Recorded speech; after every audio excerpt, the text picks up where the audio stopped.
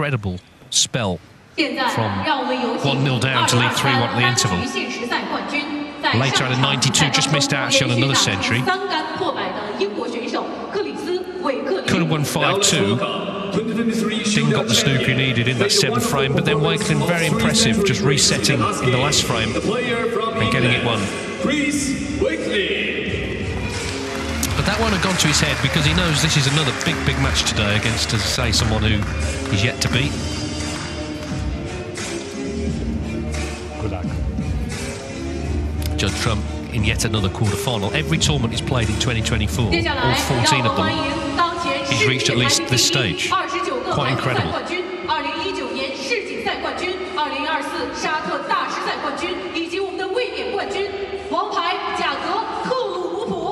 And his opponent, current world #1, winner of the 2019 World Championship, 2024 Saudi Masters champion, and our defending champion, the ace in the pack, Judd Trump.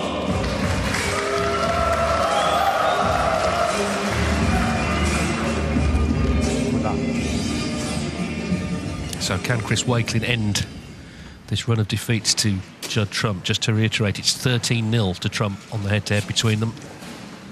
But if Walekin can play today as he did yesterday, he's got every chance. He was very impressive. Indeed, he's been very impressive since he won that shootout back in 2023, in the early part of 2023. But he's got to get past this man.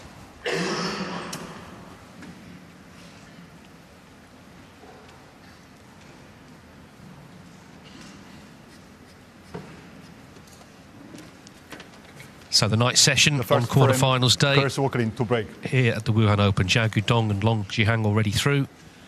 Zhang Anda and Si Jiaowei on table 2. And here on table 1, Chris Walekin breaking off against Judd Trump. He beat Ding last night. Can he now get past the defending champion, the world #1? I suppose, Alan, the head-to-head, there's two ways of looking at it. You can either say, well, that run has to end sometime, or it could just continue. Yeah, absolutely. Good afternoon, David. Good to see him in form, isn't it? Chris Walekin struggled in the early part of his career, but becoming a real handful now. As, of course, Judd is with a good opening long red. But, yeah, Chris Walekin, the good news, I suppose, if there is any, you want a crumb of comfort, it's not about the past, it's about today. And I guess he's coming in with better form this week anyway. Yes, it's about today, and Judd knows all about the big stage, of course he does. But a good start, isn't it? You know, good opening, long red.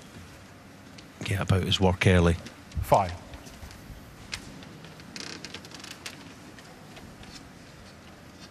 Well, no one's really got close to him this week. He's lost just 7 frames. Of course, John Higgins in the last round. That was quite a tough match, but Trump's just so good at getting through these early rounds of tournaments. Yeah, 14 events this year. 14 quarterfinals. Of course, in several of those he's gone further. But that's a remarkable level of consistency.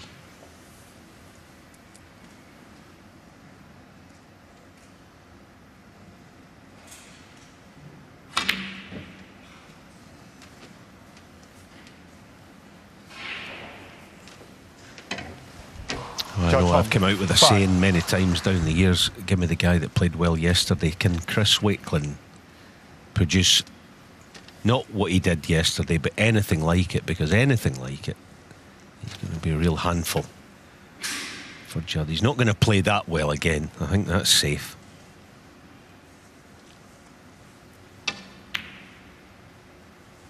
But a terrific start. Brilliant red. What?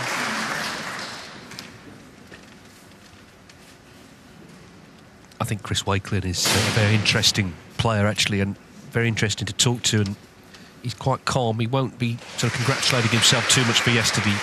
He's just on with the next match. Be happy with how he played, of course, but wants to back it up, as you say. 4. Hasn't quite worked out as intended, though.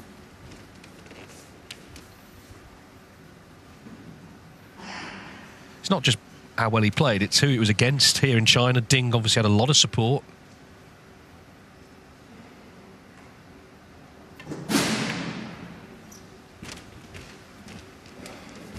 Yeah, he made 3 total clearances in a row. Now, the dark stats people, and there's a lot of them out there, they looked into this because we were wondering, has that happened before? And narrowed it down to possibly one other occasion. Neil Robertson may have done it in the Championship League, but certainly in a ranking event, it will be a first. So that is something very impressive from Chris.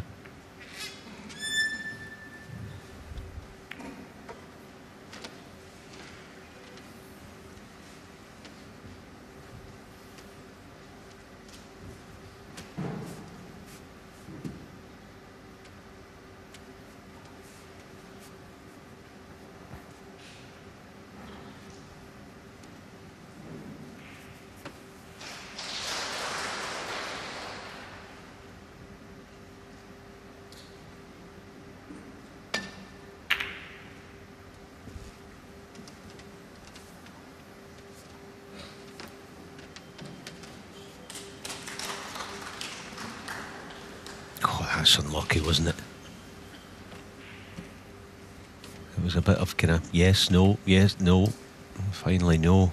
Looked like for a second it was going to nestle.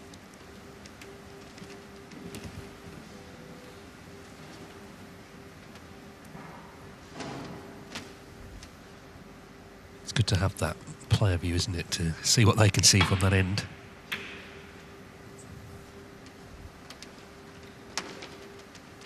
Some of these meetings have been very close. I mean, Walekin was 4-0 up at the European Masters last year, lost 5-4. At the Crucible, that extraordinary match that went the distance in 2018, it was just an absolute nerve shredder.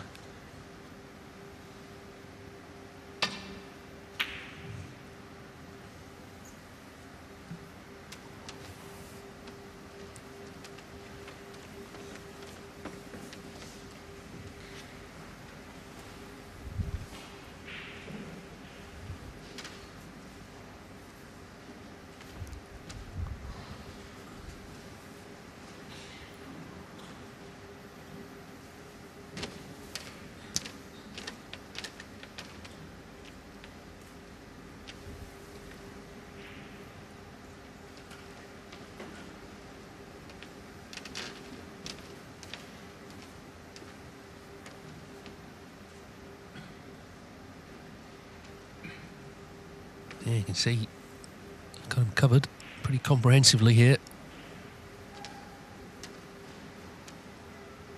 And the problem he's got, of course, Trump, the Reds fanned out into the open. He'll have observed how well Walekin played yesterday. He didn't want to give him chances early in this match to settle.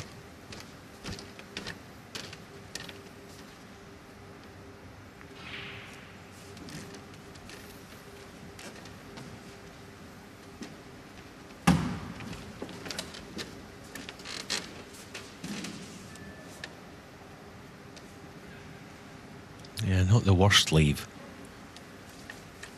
Judd always read it right middle. It just depends what he's leaving.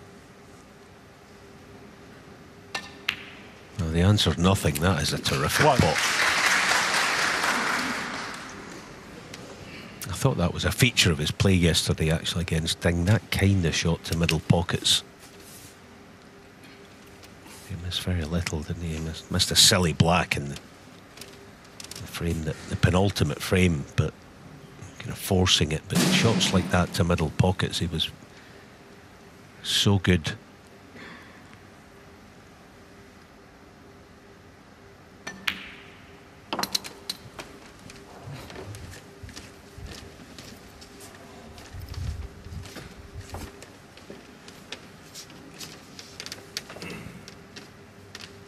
The break he made in the final frame against Ding, as David kind of mentioned earlier, and probably in some ways the frame of the tournament, on the back of the way he lost that penultimate frame, because he was unfortunate to lose it in the end. But he you know, there was an air about him as he made that winning contribution. There was no worry about it. I think a few years ago you'd be forgiven for panicking, and there was none of that.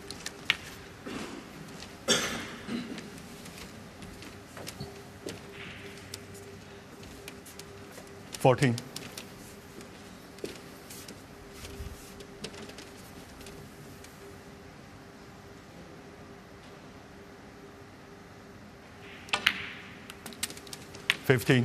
I think what he was able to do yesterday was just play and shut out everything else, which, you know, is really the battle in this game.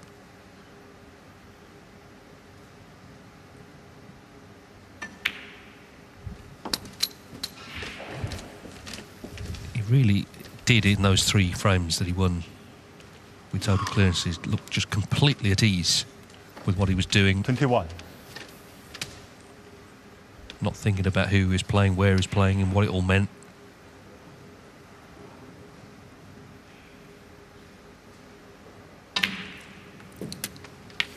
Two.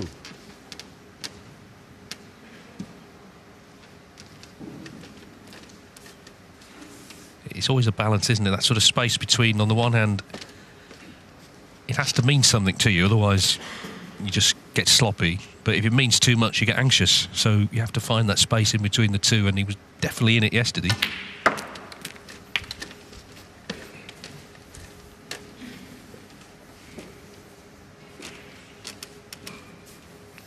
Yeah, I had an interview with him a few weeks ago in Brentwood at the English Open. I can't remember, I think he might have been playing against Zhang Anda, the pre-match interview. And I kind of made the mistake, actually, of kind of bigging up in some way Zhang Anda for obvious reasons. And Chris's reply was along the lines of, makes no difference, if I play well, I win. End of story. Cut and dried. He didn't say it in an arrogant way. It was a kind of matter-of-fact way. It was good to hear. This is a good start, carrying on from yesterday. Yeah, he beat him, didn't he? 4-1. He beat Mark Allen that week before Neil Robertson beat him in the semi. So this season's been already successful for him.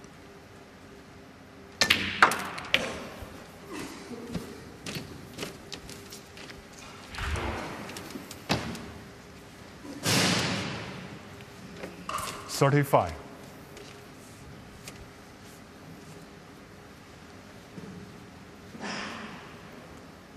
Yeah, a wee bit unlucky there to land hampered, so he'd probably favour the thin red, but he can't do an awful lot with the cue ball.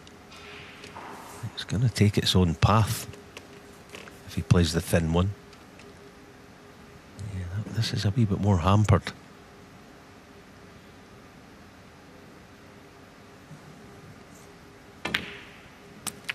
Oh, nicely judged. That's 36. Brilliant shot.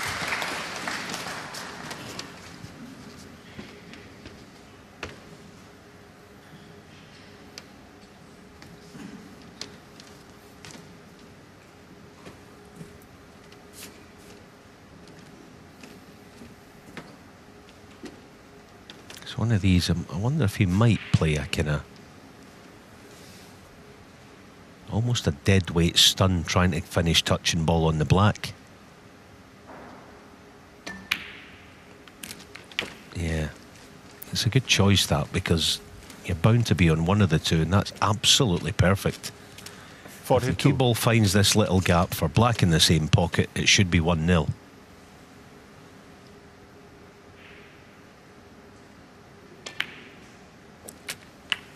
$43.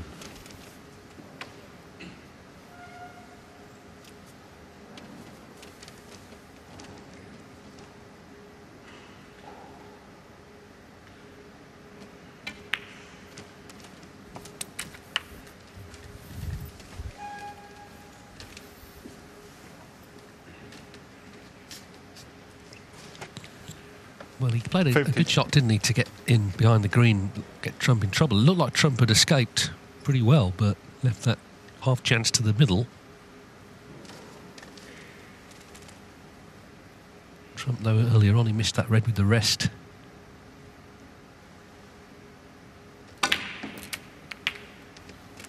$51.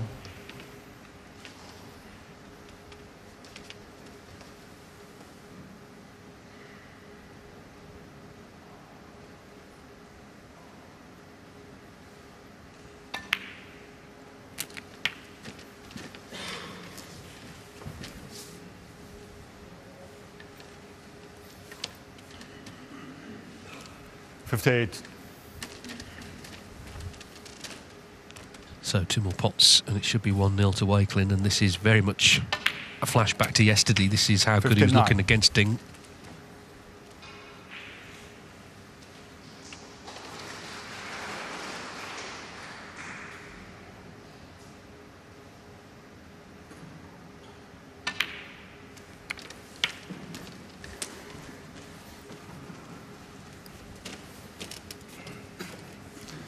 $66.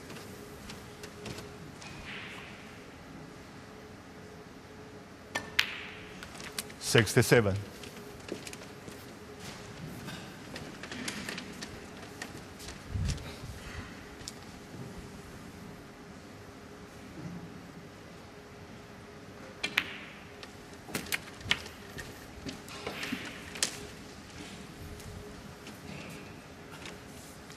$74.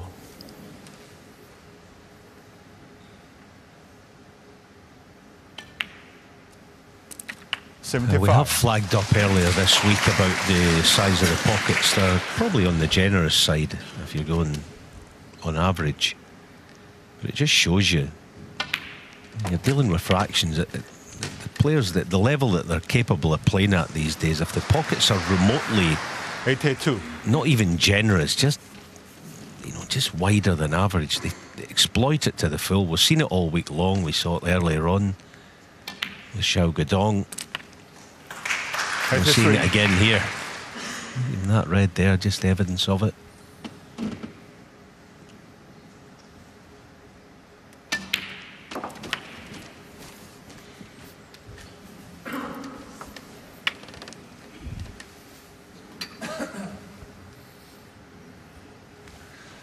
$89. Long rest.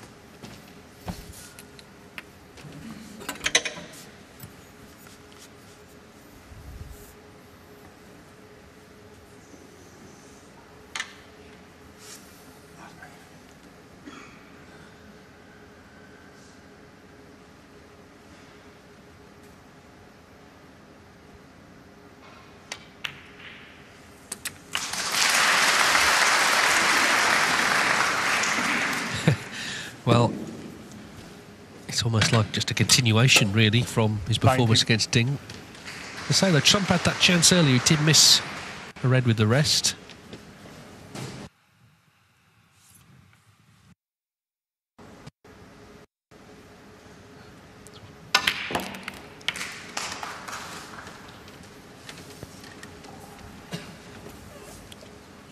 Well, he snooped himself on the yellow, so it's going to have to be a trick shot to make the century, but it's a fine start either way for Chris Walekin.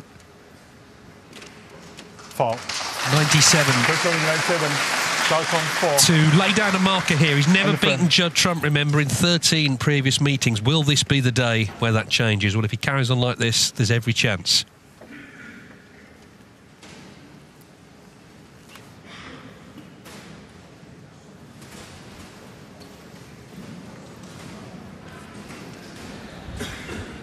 Yeah, good stuff from Chris Walekin. Apologies if you just slightly lost the picture there, but anyway, we saw the frame to its conclusion. On table 2, Zhang Anda and Si Jiawei, 2 players in the last year or so, really come good.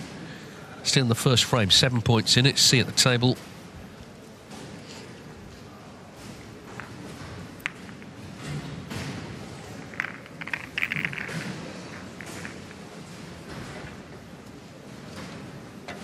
It feels like a bit of a clash of styles, this. But having said that, Zhang Anda can be a very heavy scorer himself in Saudi. Ask Ben Wollaston. He made 4 centuries against him there to win 5-0.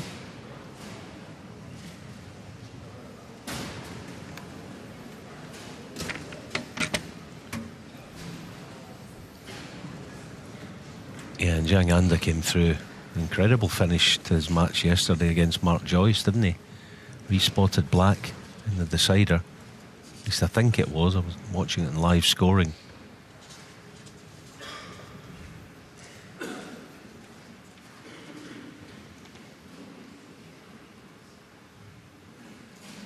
But KG opening frame, obviously.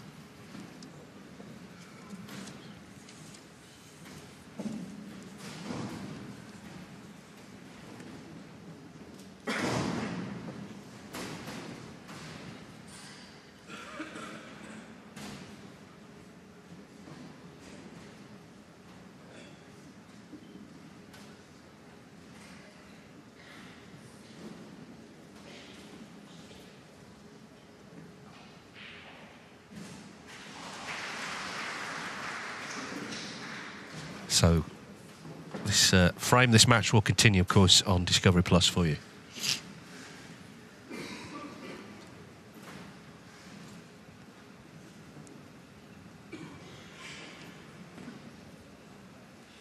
So 97 break from Chris Walekin. Just didn't get on the yellow to have the chance to complete the century, but nonetheless looked very assured in taking those. The winner plays Zhang Anda or Si Jiahui. They're still in their first frame on table 2. First semi-final tomorrow, an all-Chinese affair. Zhao Guodong against Wuhan's own Long Zhuhang. 请保持安静，谢谢。Second frame, Judd Trump to break.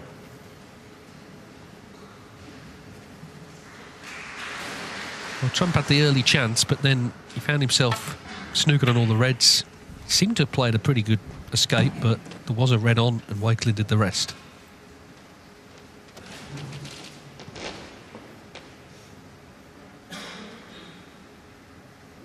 Of course, they played in a final last season, the Northern Ireland Open in Belfast. That's coming up. It's actually the next event on tour in a couple of weeks. It was Trump who won 9-3.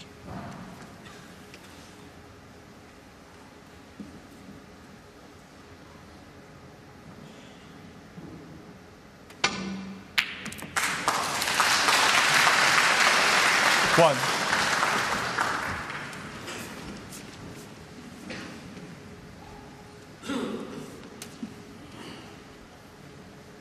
Yeah, that was a proper piece of cueing, Yellow that ball. was. Almost hit it too well with too much backspin.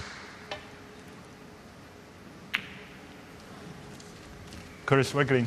One. Now, what's Judd got at distance? Well, not dissimilar shot, although he'll be coming back up table most likely.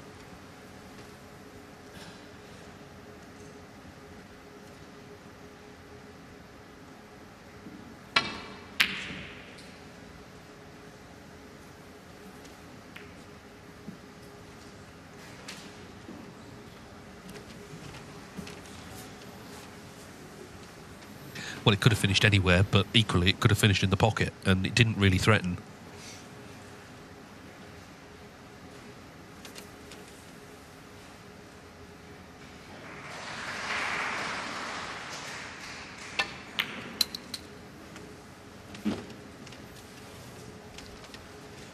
One.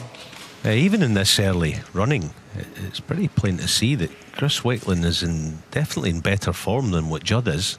He's having to battle through his matches, Judd Trump. Walekin, pretty much in, well, the form of his life, let's be honest. 8. He's almost kind of in a trance-like state, the way he's walking around the table, one paced and just every shot, seeing it the 9. same. And Judd will know, sitting there watching this, that he's going to have his work cut out to find a way. We know he generally does, but he's bang under it, even though it's early. Yeah, that's a poor one. End the break. 16.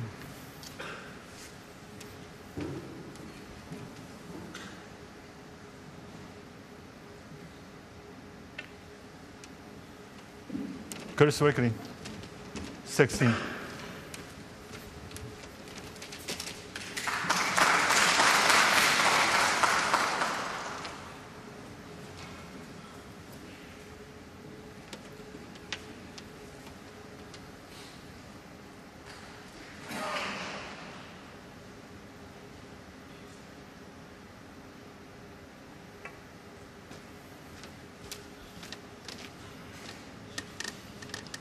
Well, the table's quick, but 4 miss. not that quick. Walekin. It actually 4. got nearer to the reds than I thought it would.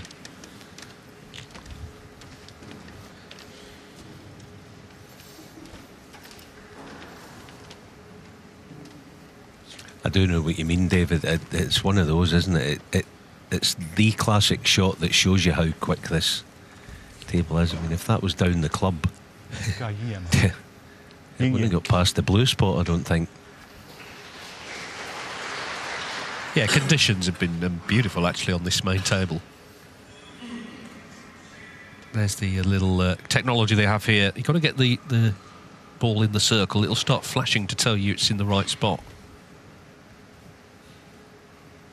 A little bit more. A little bit more.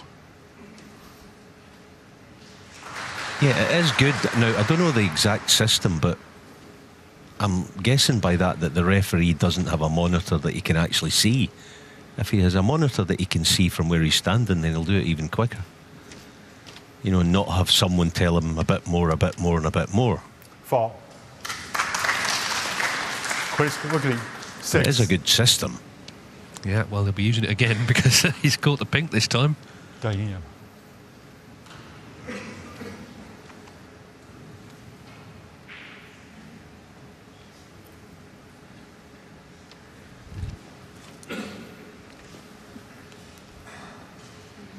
这个红球呢？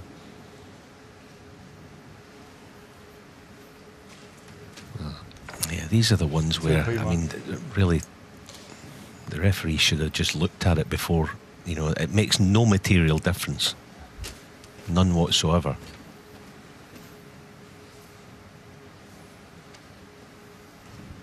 As I say, if he has a monitor that he can see, then he doesn't need to be, you know, 5 times a bit more, and a bit more.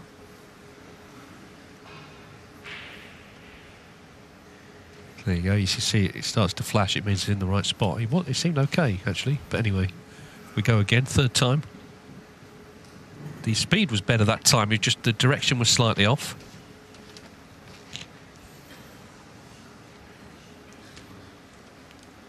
Miss. Sort of seems innocuous, but these points that he's given away, they might make a difference later in the frame. He's given away 14 already.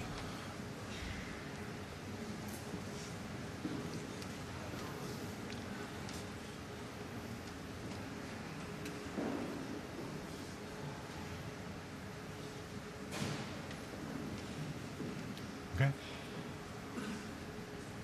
I must confess, if I was a referee, I wouldn't need a monitor. I would look at it before he plays it. From the brown spot, and you pot the brown direct in that corner pocket, it's on that line. It really is straightforward. I don't understand why. Well, I think that Trump's just querying what points have gone on here. It should be 14, isn't it? There's 2 4s and a 6. 2 4, 1 pink. Yeah. I thought he was on 27 points before. And then, so it should be 31. Yeah. Oh, I'm sorry. It's it.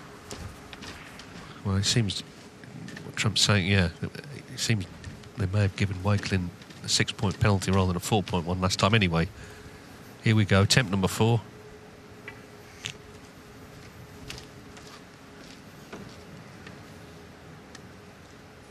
Oh, no, he's gone completely past the bunch. Chris Walekin, 4. Can you see the red to the middle? Well, if you can, that's a massive misjudgment.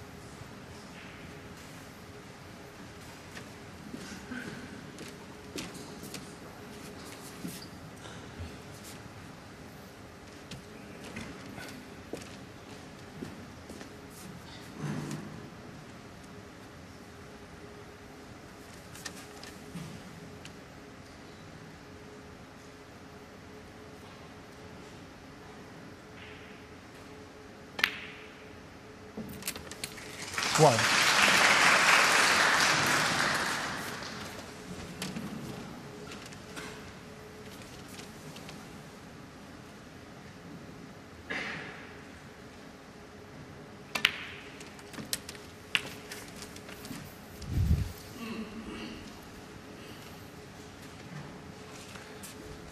Eight.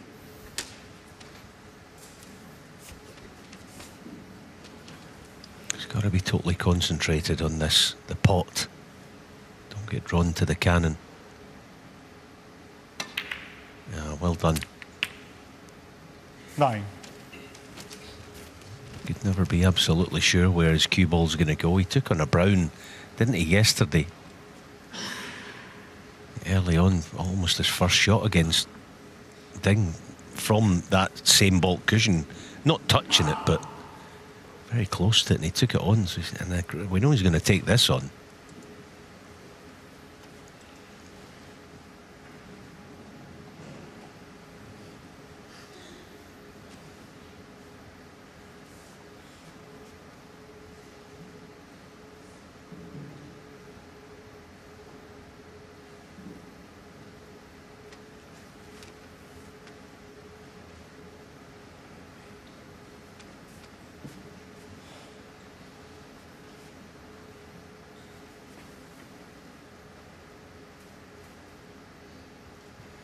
Looks like the long brown.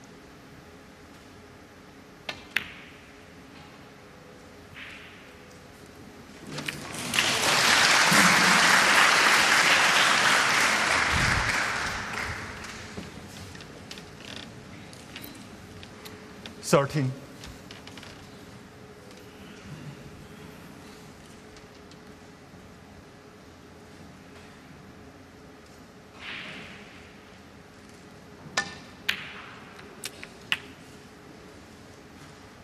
Fourteen.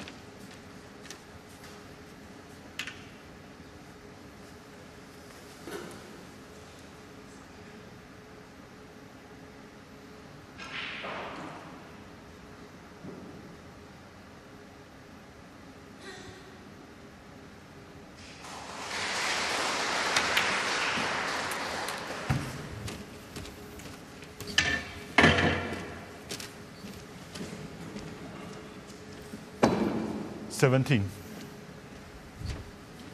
Yeah, the break just unravelled a little bit.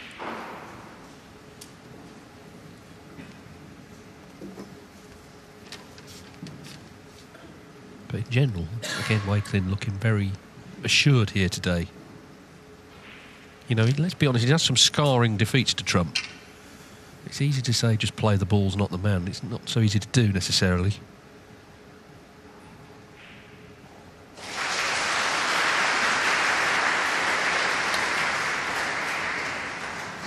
Neil Foulds mentioned yesterday Terry Griffiths against Stephen Hendry. I mean, Terry was a great player. Never beat him. Curtis Like Wickley, 17 meetings 17. they had. I know Stephen had a great record against most players, but 17 meetings and no victories. Pretty brutal.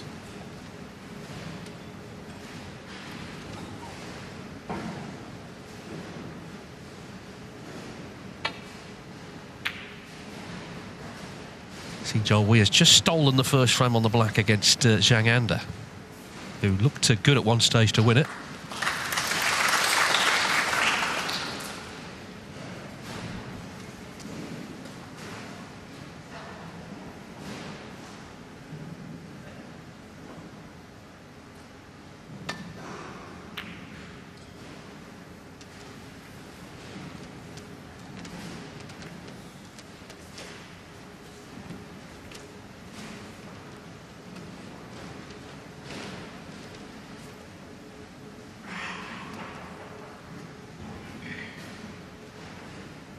Yeah, there was another landslide head-to-head a number of years ago, wasn't there? O'Sullivan against Carter, and then at the Crucible, Ali won a best of 25, didn't he? I don't quite remember what the head-to-head was going into that, but I said it's all about today. Well, the good news, Alan, in this arena, there's plenty of room around the table, so there'll be no sort of barging into each other, as there was on that day, or in that match.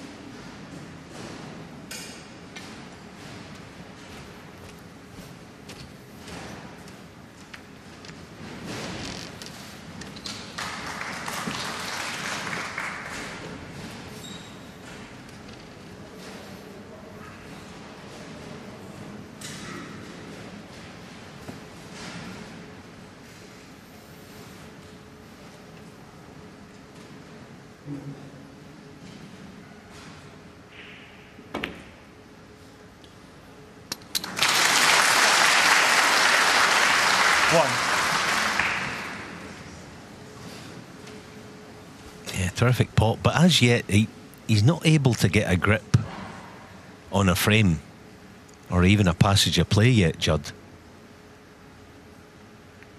And although this might be a tricky escape, you expect the top players these days to find a way, don't you, to, you know, probably into the right half of the cluster of reds, maybe twice across, something like that.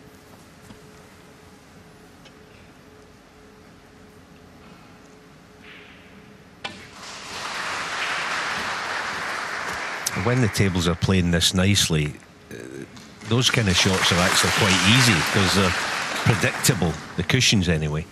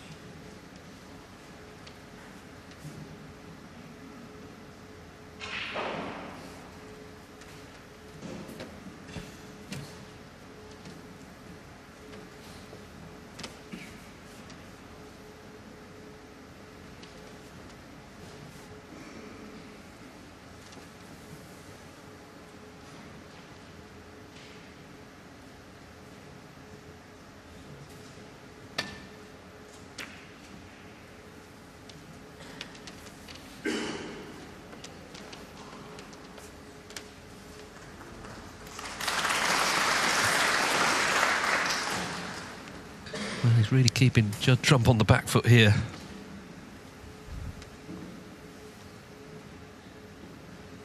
Trump was in the first frame, wasn't he? Missed a red early with the rest. You know, that could have been him imposing himself on the contest, but not seen much since then.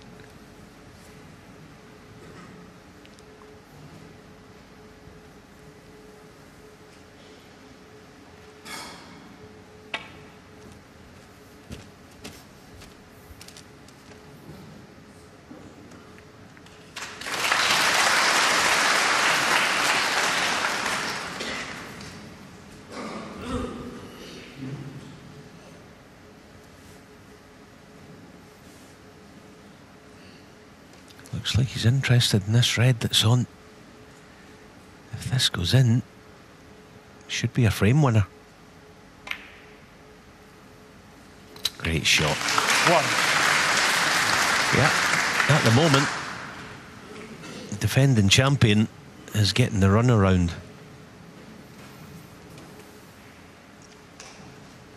There's the small question mark over this. This is not an easy positional shot. That's as good as he could have hoped to play it. 8. So up for choice of blue or yellow, most likely.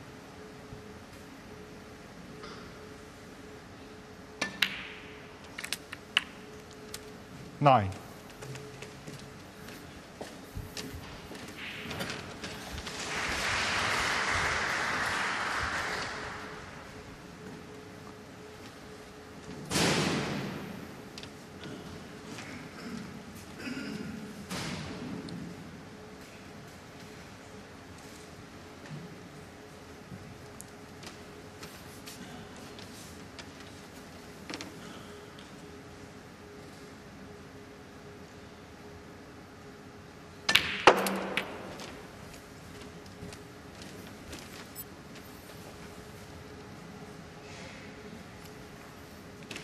The point I was making about the foul points that went on earlier. Got 18 in the end from Trump. Just made the task a little easier in terms of winning the frame now. Red and a colour should do it. Could have landed nicer on a red, but he's still just a couple of pots away from a 2-0 lead.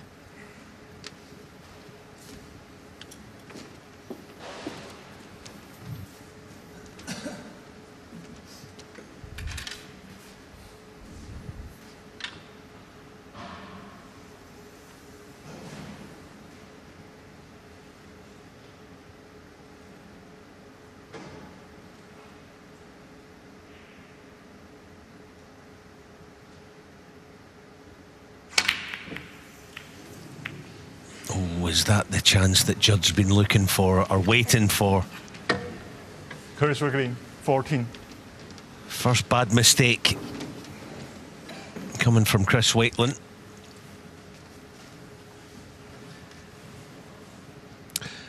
The only good news is one red's gone safe, but otherwise Judd Trump with a chance to get right back into this frame, potentially steal it.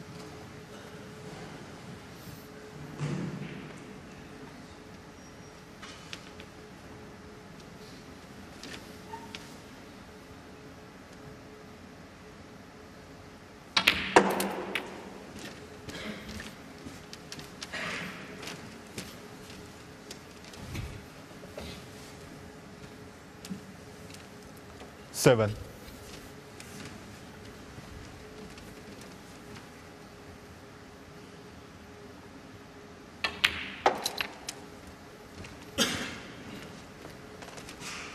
Eight.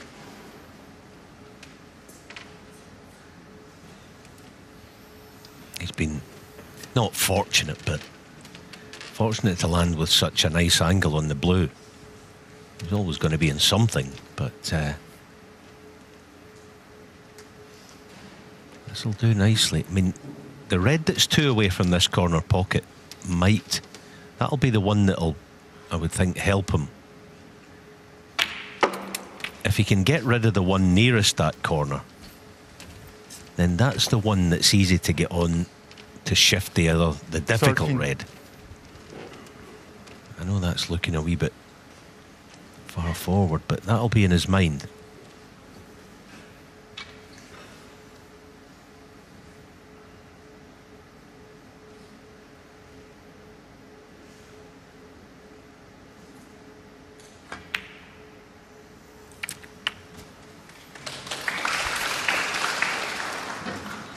And now he's got this 14. absolutely where he wants it. Take the black, get rid of the red nearest the pocket. Anything straight on the following pink, and he's in business.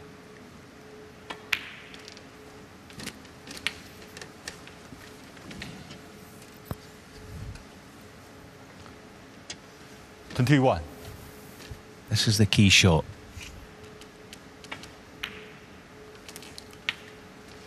$22. It's kind of a little awkward. You see what I mean? He wants the cue ball on the line. It's actually on right now for his next shot, but he can't quite do it.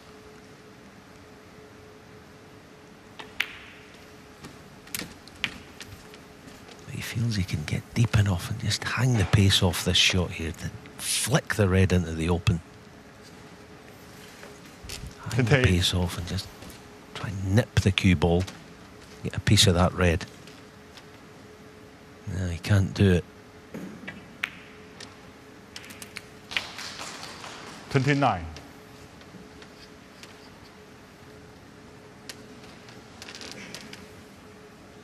But with his cue power, he can do it with this one. Ah.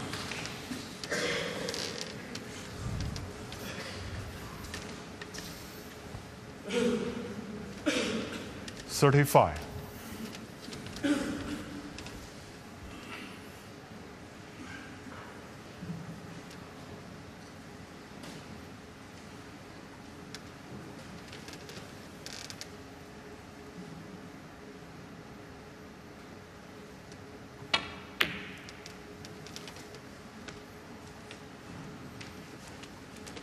Chong, 35.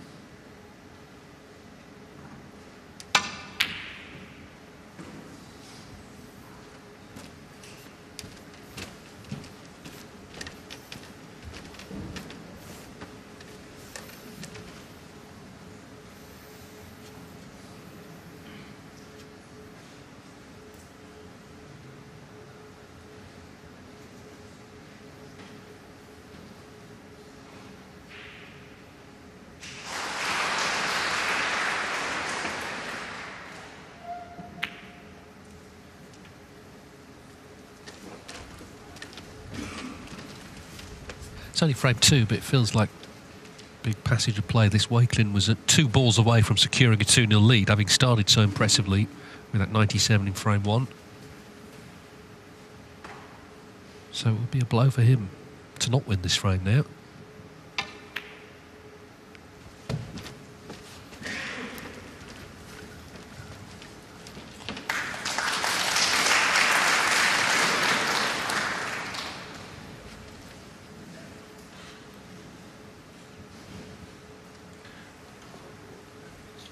Yeah, you would think he should hit this, but he can't get right in behind the red, I don't think anyway. Well, he did. That is fabulous. What a shot that is. You know, I was thinking he would struggle to get right in behind it and keep the cue ball near the baulk cushion. Great effort. And in one shot, he's kind of turned the tables. The scoreboard doesn't mean all that much at the moment. The 30-point lead. Of course, you'd rather have it than not, but it's all about the next chance.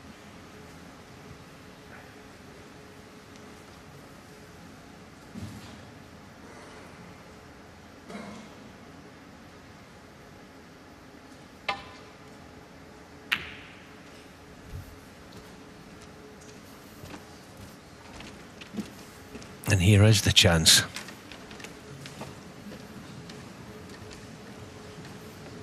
He's got the cue power. He doesn't want, obviously, red-yellow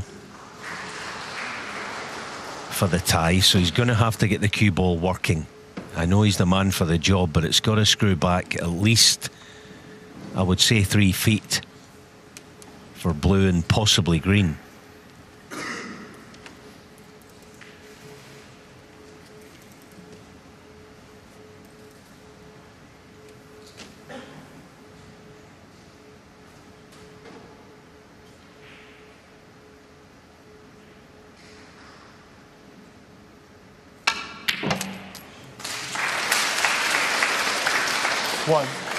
Oh, the dreaded no man's land. Still got the blue. It'll probably be the shot. But it's far from easy, especially for a lefty with a hamper bridging.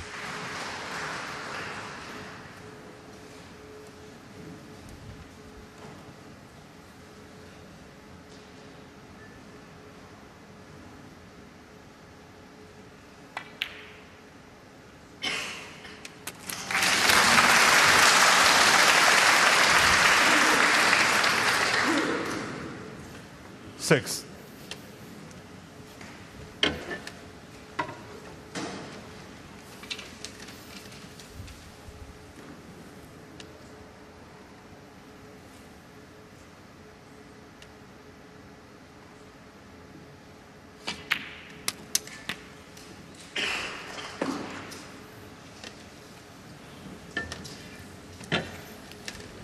Eight. Far from ideal. This is a massive pressure shot because the pace he's playing at. You think if he doesn't pot it, he's going to stick it.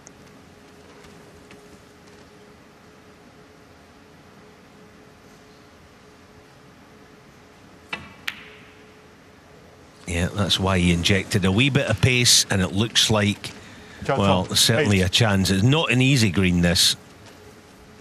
But Chris Walekin breathes again.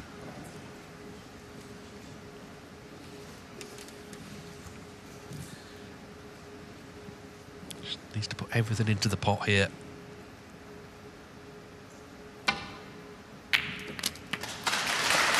Three. Because now Trump needs a snooker. What a dramatic frame. But as I say, in a funny way, those foul points earlier on, they did make a difference in the end. Walekin would love this brown in. And that will make it 2-0 for sure. Trump did have his chance.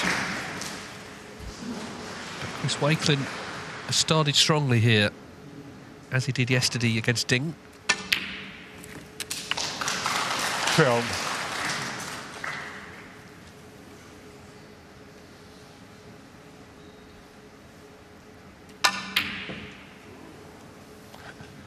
Chris Walekin 12. And friend. Yeah, it was a dramatic frame. It's gone as the first one did, though, to Chris Walekin. 2-0, 5 frames needed to reach the semi-finals of this Wuhan Snooker Open. 请大家小声一点，隔壁还在比赛呢，谢谢。 A very lively crowd in, which is good to see, of course, but the referee just reminded them there's another match on, and that's an all-Chinese affair between Zhang Anda and Si Jiawei. Si Jiawei won the first frame on the black, and still early days in the next one. Zhang at the table here. Of course, it was this time last year where he suddenly pulled himself out of the kind of middle ranks, the dreaded journeyman territory, and became a top player within a couple of tournaments. English Open runner-up, International Championship winner.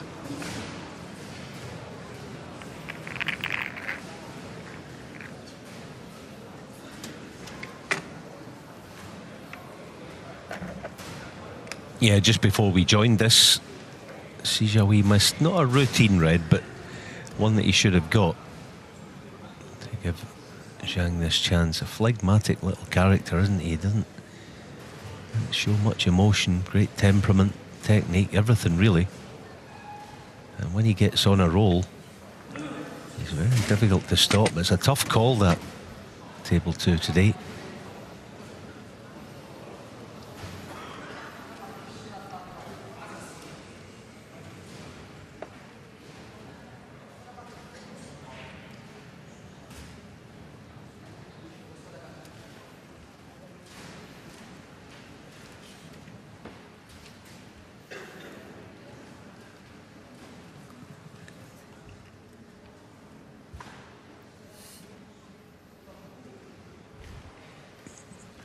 Plenty reds in the Open.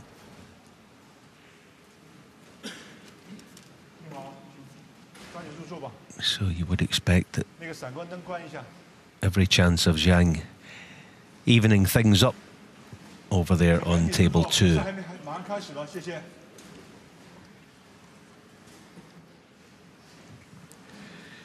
Well, it's only 2-0, but Judd Trump yet to really get going. Did have the chance there to make the clearance, went wrong on the green, which Chris Walekin knocked in. By then it was all he needed. So everyone's settling down. It's a good atmosphere in here this evening. I'm sure if they were here last night, they would have been very impressed with how Chris Walekin played, albeit, you know, understandably Ding had most of the support, but the quality of the performance, if you like snooker, you couldn't fail to be impressed. Not quite at that level today, but he's played solidly overall, worthy of this lead.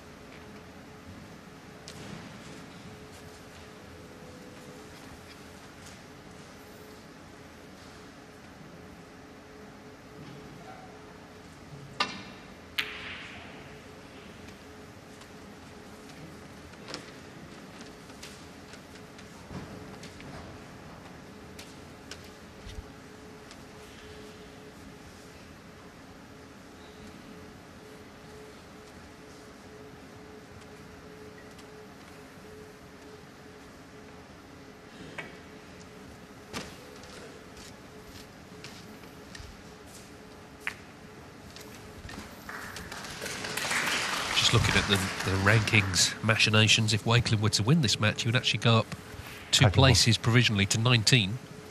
So sort of getting closer to that top 16. Judd Trump, of course, he's number 1 by a long way.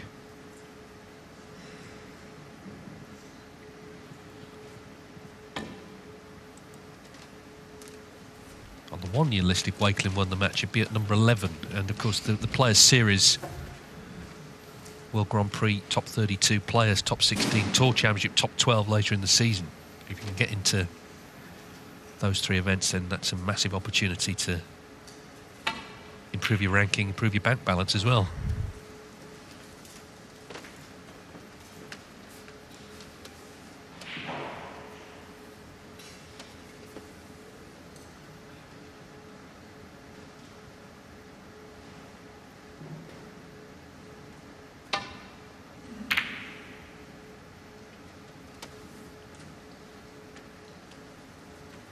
a bit thick. At one stage it looked like he would leave the red to middle. He's got a chance at it to the corner.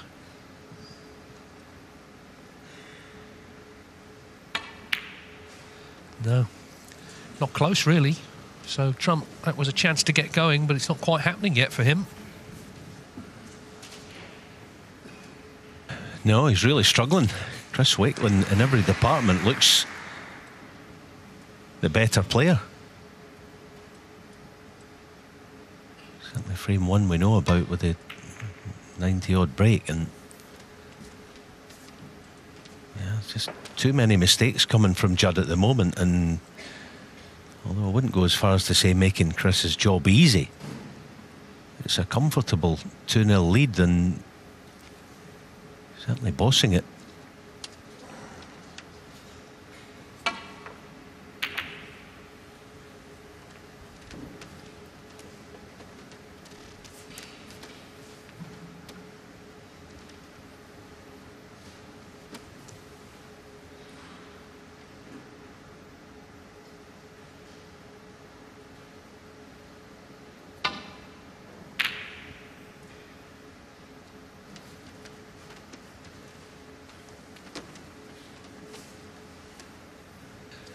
This is why Wakelin will be disappointed with that shot, because he's offered up another potential opening, and at some point Trump is going to start potting them. I think we can probably all agree on that.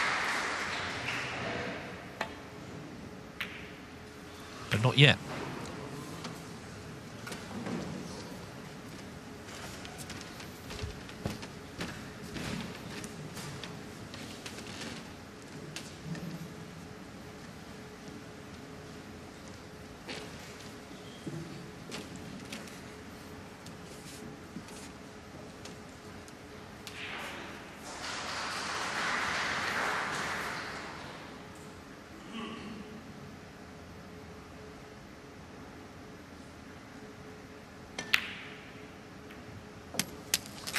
One.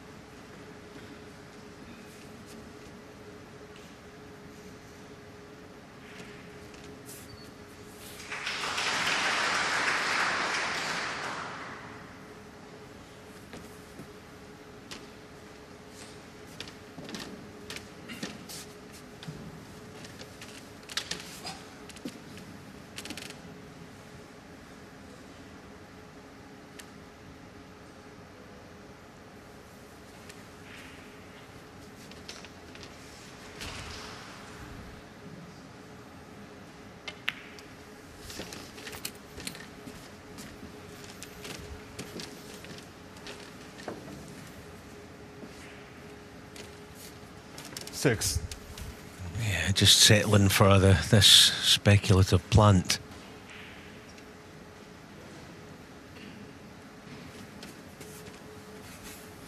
I suppose there's, you know, on the face of it, it's not that risky.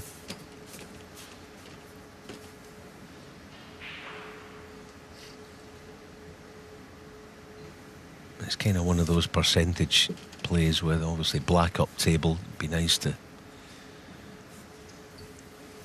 solve this problem, and then you're hoping get the black back in the spot, but see, no great risk. Good pot. 8.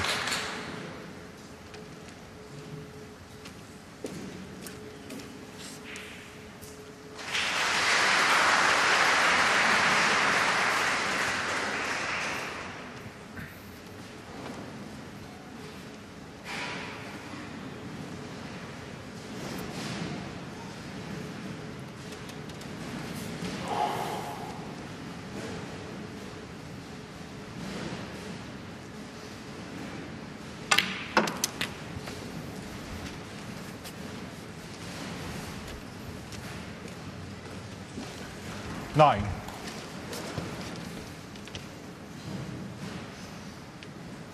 .95 clearance from Zheng, and to level 1 each with Sejol Wee on table 2.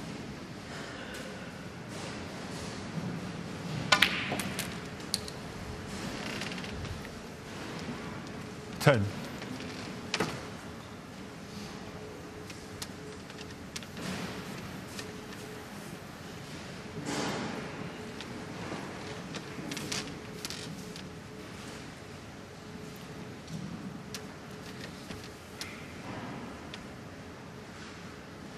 Yes, 2 cushions with pace, perhaps. No, just playing on the loose one.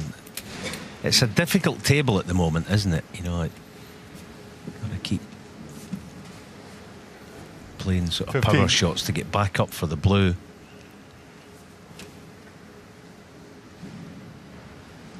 In an ideal world here, you'd love to finish on the black.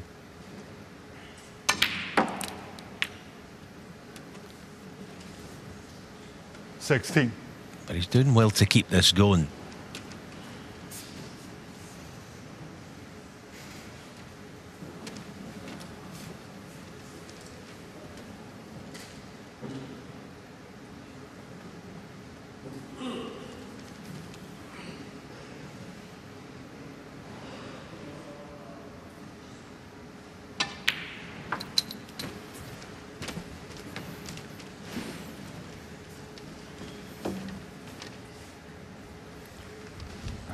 $21. Yeah, but that, I'm afraid, is pretty much, I think we can say, the worst shot he's played all tournament. No wonder he's kind of smiling to himself. It was almost like, I think he just get caught in 2 minds. Complete malfunction.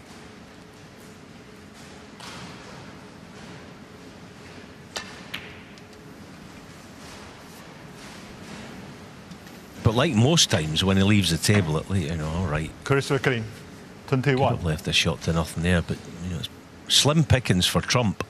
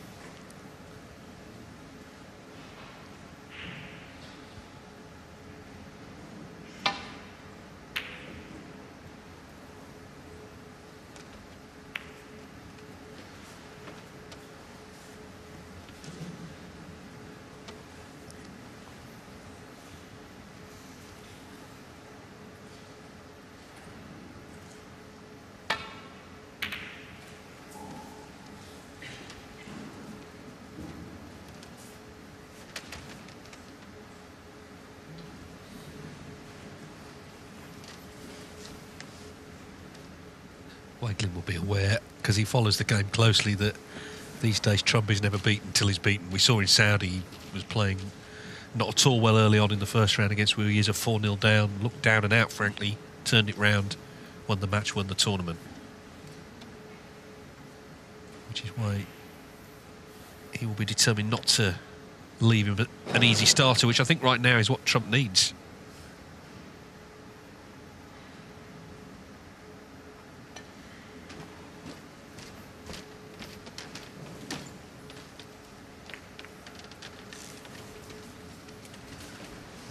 Well, he's left a red.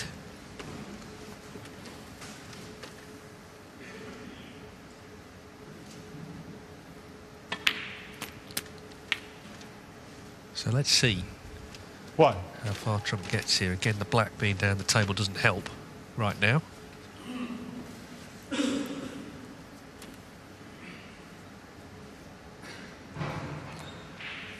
请不要来回走动，谢谢。 Yeah, 一会儿别让他们进来了，好吧？ whatever's happening there was obviously off-putting. The referee making his feelings known.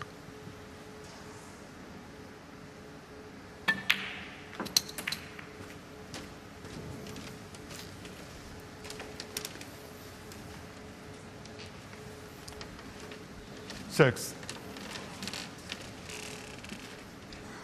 Yeah, okay, you could say he's a little unfortunate not to have an easier red, but I think it's that was a kind of cold arm shot. He was looking for contact on the pink, but didn't get through the cue ball well enough.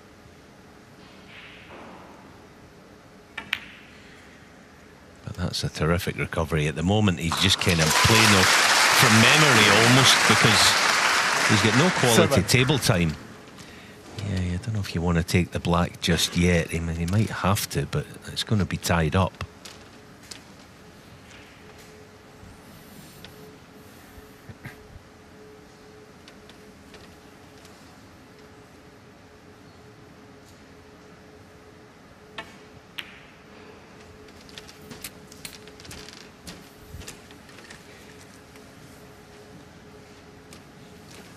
Joe.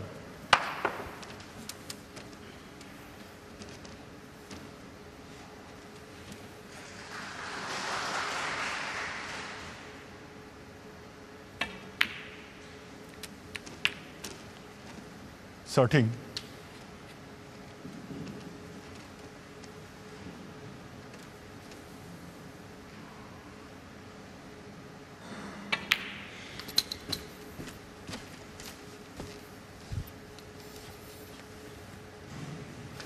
$18.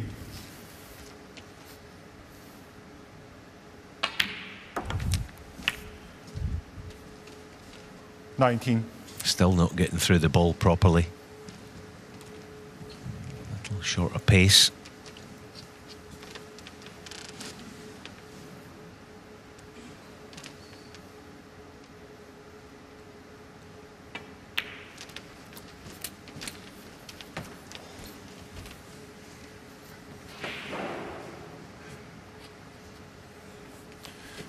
$24.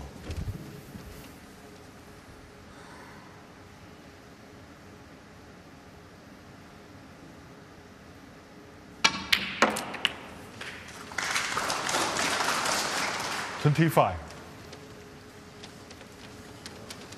But that was more like it. We got a glimpse, didn't we? The red at the bottom of the three. There it is. It's on, no problem.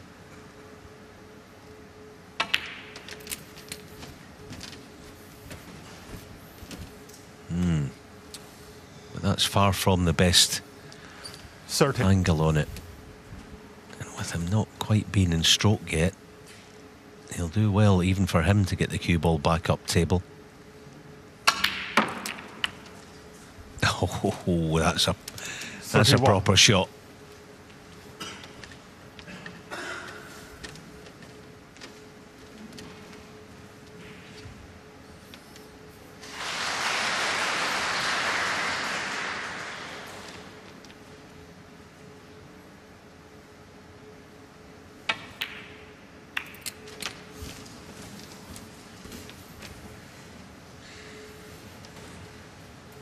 Yeah, just as he seemed to have got himself into a nice position, it's gone wrong again. Been a frustrating start for Trump, but even with that, his determination, we've seen it the last few years. He'll be still focused here. Okay, he's disappointed, but still focused, trying to keep things tight. Finds ways to win. I mean, he's not played his brilliant best all week so far, but 36. Nobody's really got too close to him.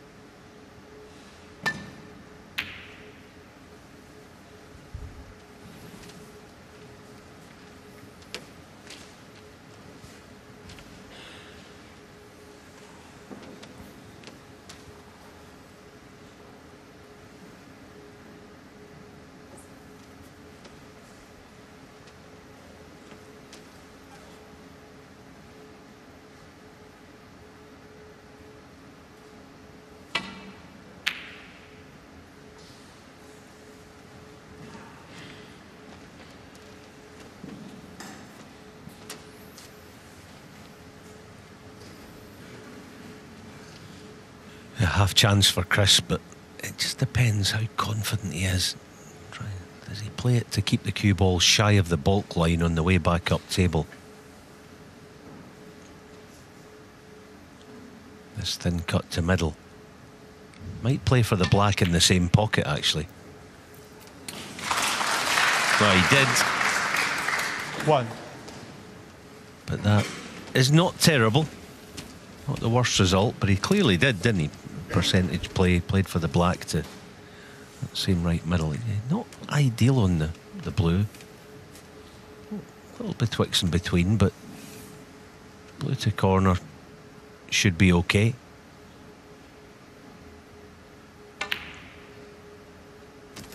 Yeah, well done. And might be tracking the black this time, because it'd be difficult to win the frame without it on its spot. 6.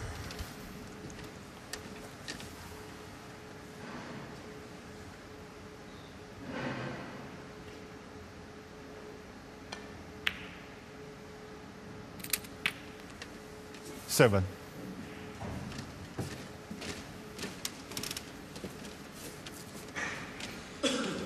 He's actually perfect position-wise. It's just about the pot. It's quite straightforward. 3 cushions to get on the red. The loose one.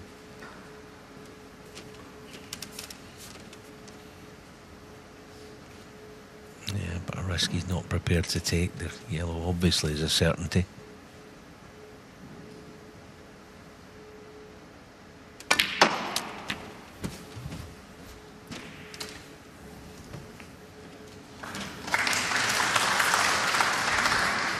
Nine.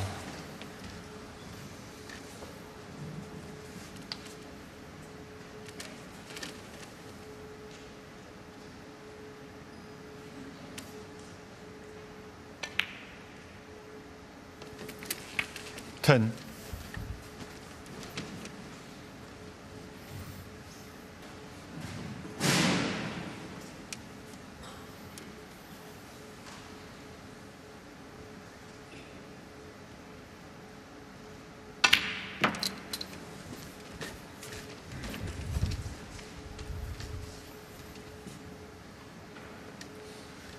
Sixteen.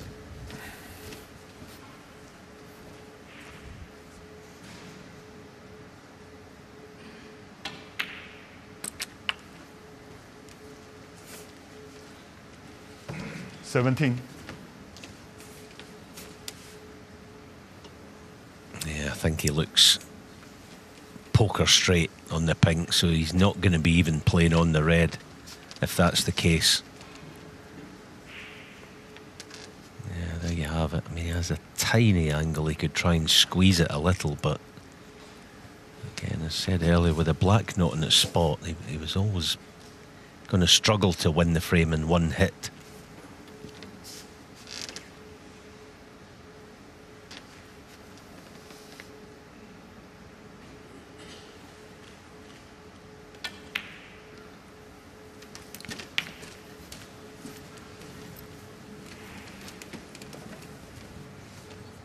He's picked a nice line here, though.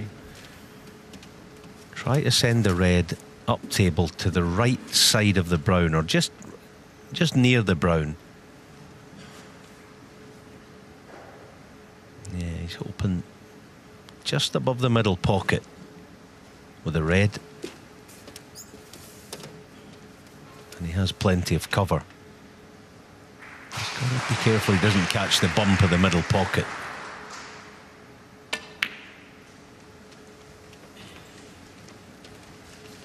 Chris Walekin, Good shot.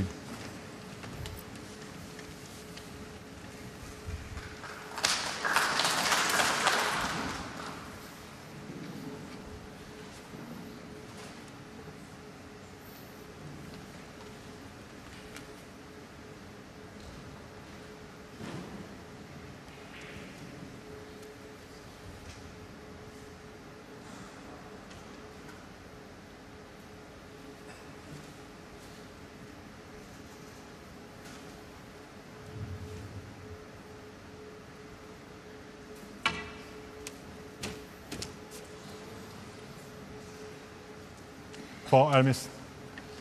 Chris looking for. Yeah, the obvious free ball, so decent angle on the pink. Pink. Play for yellow or black, one would think.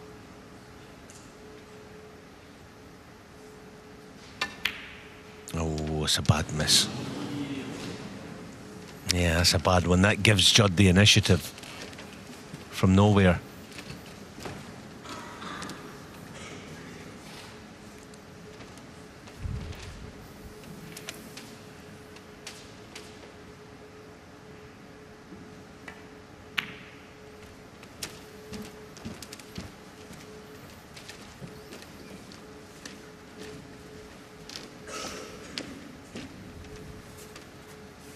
Yeah, right now Trump just needs a frame on the board, however scratchy that frame might be.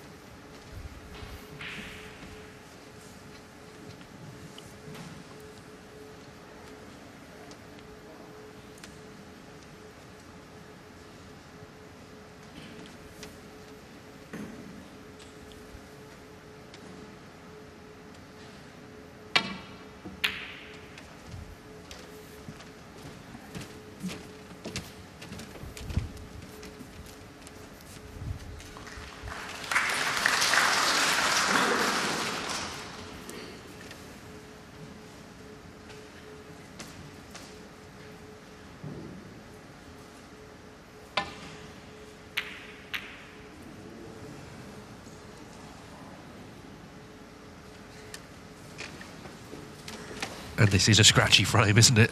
But they all count the same. Trump just needs some sort of foothold. He's not playing well, but we know he will dig in.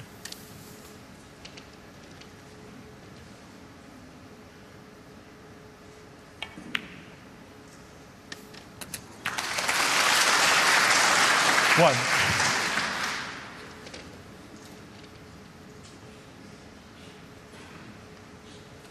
Yeah, good pot, but is the blue any good to him? Not without using a cushion, it seems. Just checking. I know he's got the cue power to go round the table, but that would be a tough shot. And I think at the moment, brown and black are not really an option. So he's going to have to use power.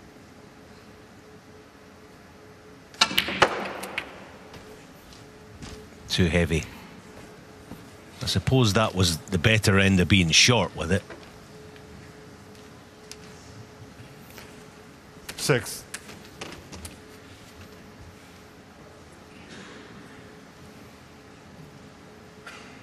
So important to try and just keep your resolve when things are not quite going how you want them to. There's still a frame to be won here. Certainly towards the end. 6. This morning, Jack Lazowski, his good friend, lost a bit of that composure against Long Jiang. Wasn't happening for Jack, and he just couldn't dig in. In fact, his highest break was only 21, which, bearing in mind how brilliantly he'd played all week, was a big disappointment. Long plays at Zhagudong in the first semi-final tomorrow.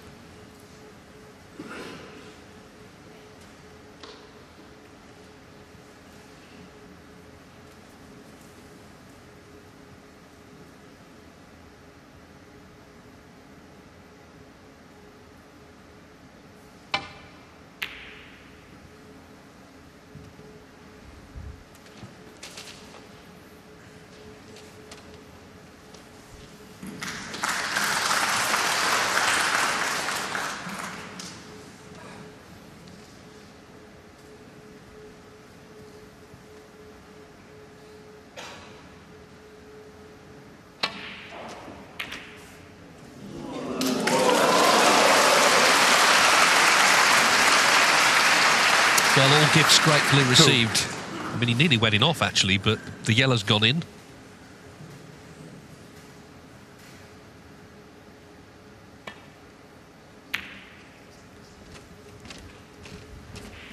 Jia Chuang, 2.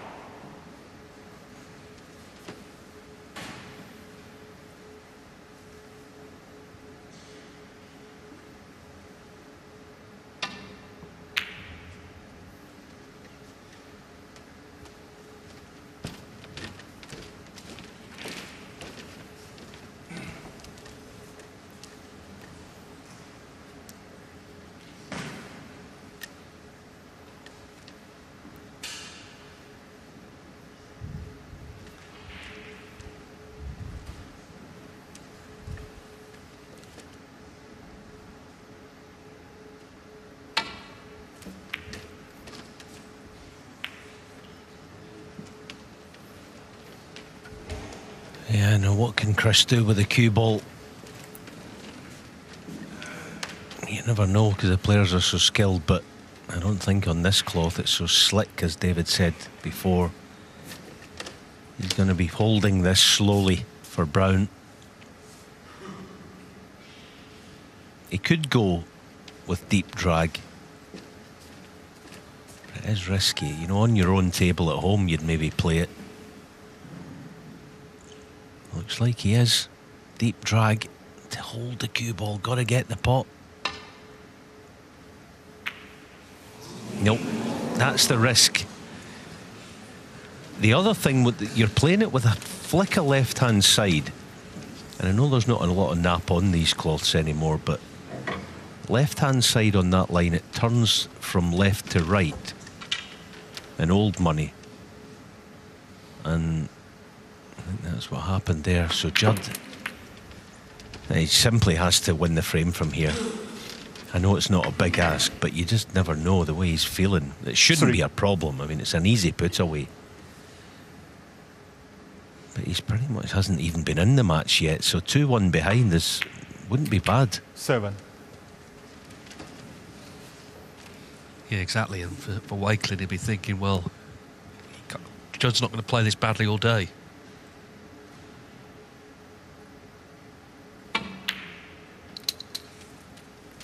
He's taken some winning, but the pink is frame ball. Just checking that on the scoreboard. Very scrappy stuff, but Trump has won it and is on that scoreboard. He needs to improve clearly, but he's in the match now. Chris Wakelin's lead reduced to 2-1 with one more frame to play before the mid-session interval.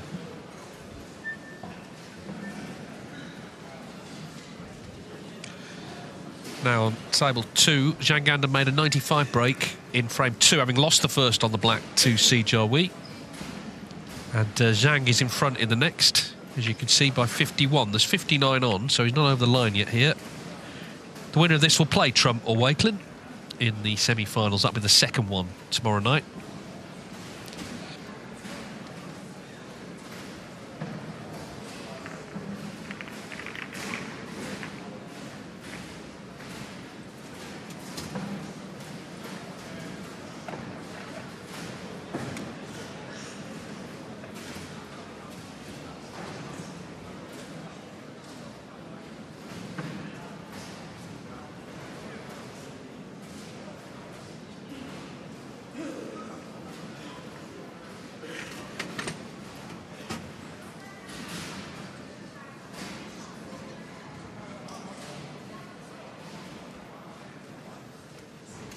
Well, what's in his favour here is the black has tied that red up, so obviously Si Jiawei 51 behind will need all the reds. He's got a couple to go at here, but the last one tied up with the black will have to be developed. The head-to-head here is 3-0 to Zhang, actually, so and they're all within the last couple of years. He's had the beating of Si.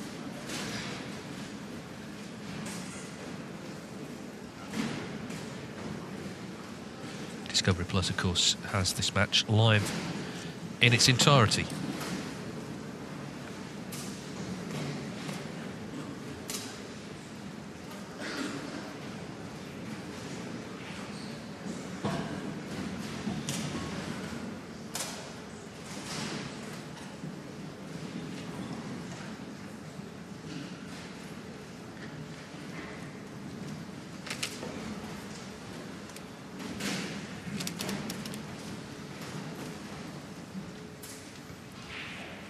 So Trump has won his first frame. He took a lot of winning, but he's got himself on that scoreboard. 2-1 to Walekin.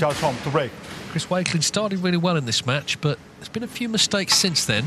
It was always going to be hard to replicate yesterday's performance. He started with a 97 today.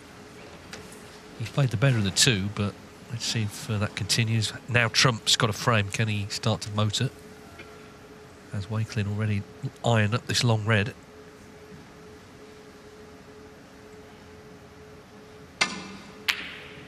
Oh dear.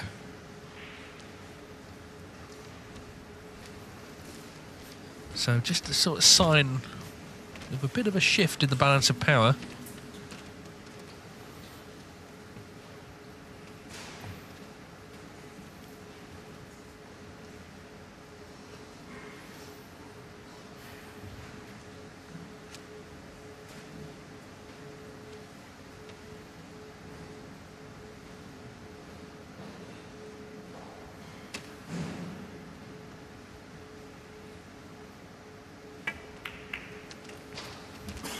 Walekin a bit fortunate, really, not to leave anything there.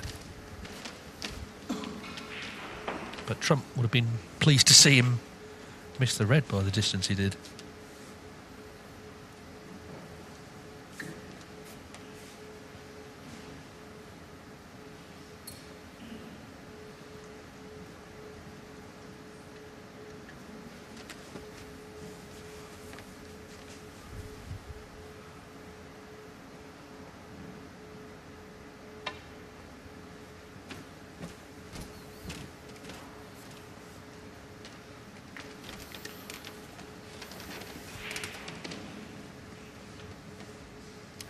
弹性不好。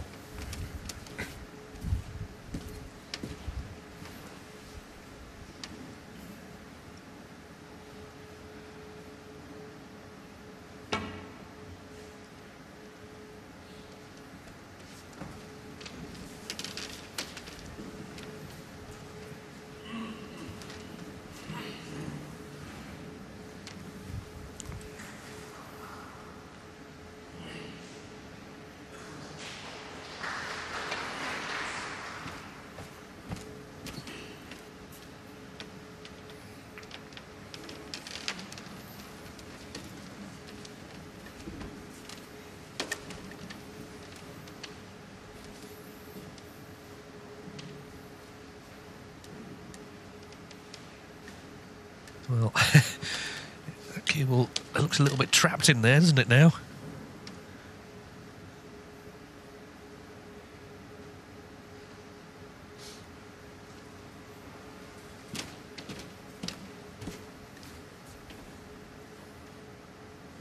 Looks like he can just play to get it away from the Reds, but it's a bit of a standoff, complicated by the Reds further down the table as well, particularly the one near Bulk.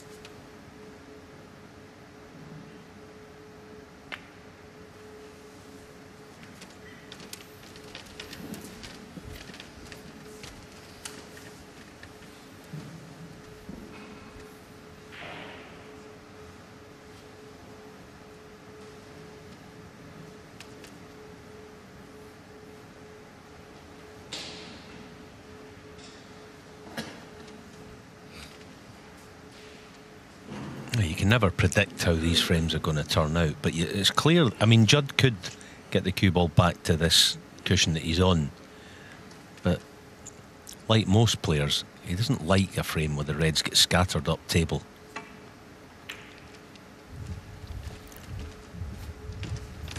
You know, players generally do prefer the more traditional type of frame, you know, the cue ball in bulk.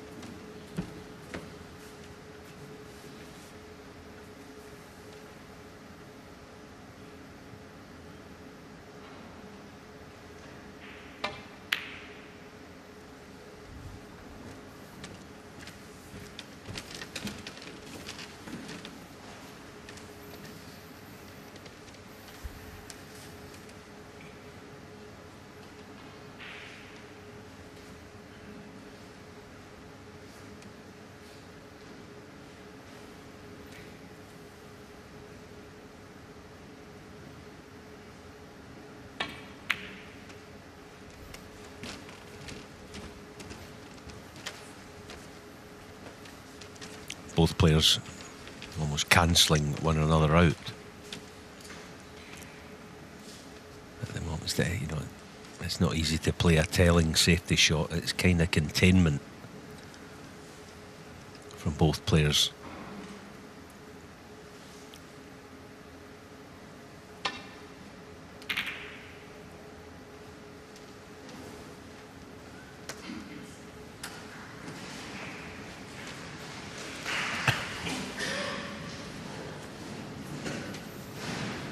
Yeah, I suppose if nothing else, barring the double, we'll get back to term a normal frame after this shot. Meanwhile, Zhang Anda, he's now 2-1 up against Si Jiahui. So Si won the first on the black. Zhang made 95 in the second, and he's dominated the third as well. The winner of that, of course, plays the winner of this one tomorrow night in the second semi-final. Best of 11 tomorrow.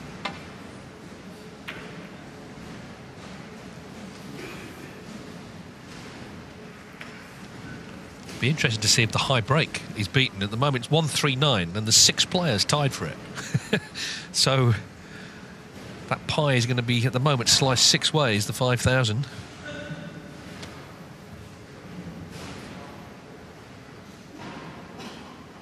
I kind of think there'll be a 140 plus, but it's going to have to come in the next couple of days as Trump knocks in a great red. So the impasse is broken in this frame, and they're the sort of balls he's not been knocking in this match.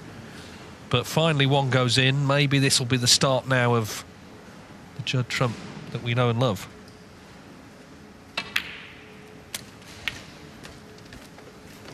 Also, he's got his own cue, which if you watched it yesterday, came back after the interval, he picked up Ben Wollaston's. 8. In all innocence, but anyway, it was all resolved. Okay.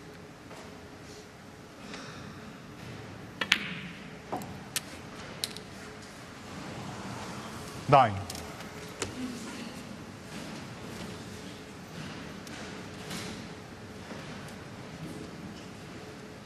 Kind of sums up his match in one shot, that, doesn't it? It was a good pot. It wasn't, you know, it wasn't a bad shot. Just misjudged the cannon.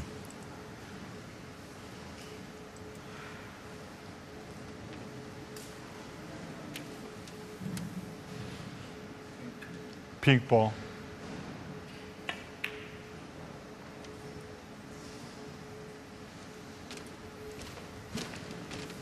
Jia Chuan, 9. Didn't quite nail him there, but he's good, I think, at recovering when something's gone wrong, as it did there. I mean, he potted a great red. You think, OK, this could be the start of something. Didn't get on the black, but just took a deep breath and tried to get Chris Walekin in trouble, rather than just sort of playing the white down to bulk without thinking about it.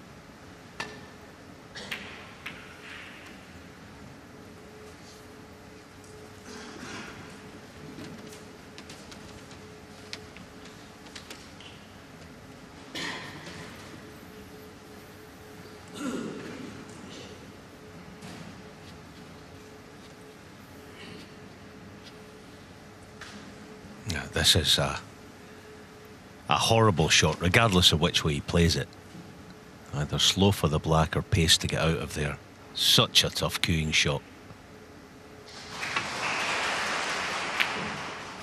Oh, wow.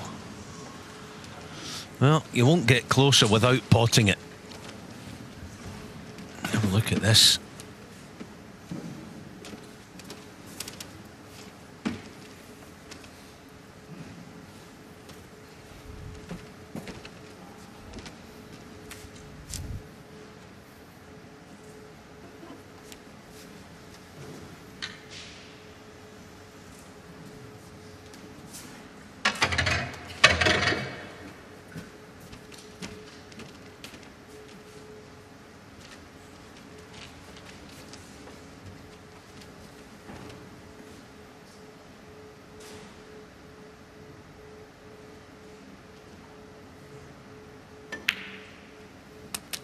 One.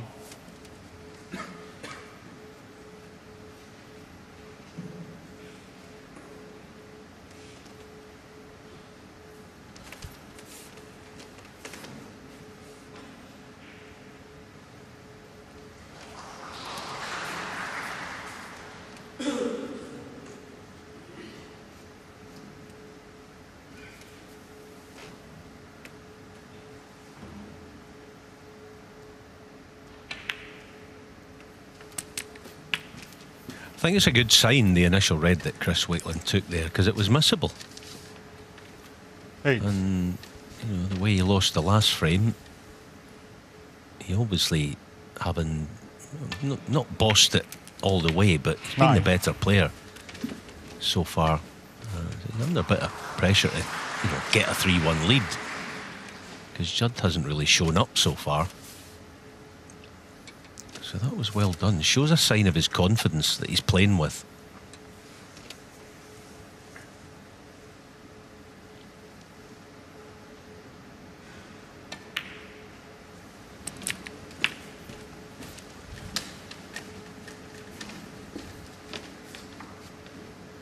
$16.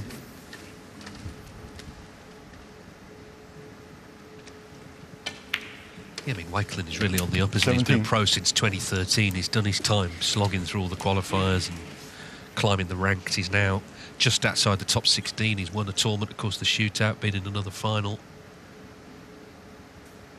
So his trajectory is good. But matches like this will decide whether he is going to take the next step or not. Possibly 24. get to a big final in China. 140,000 to the winner. That would really propel him up the world ranking list.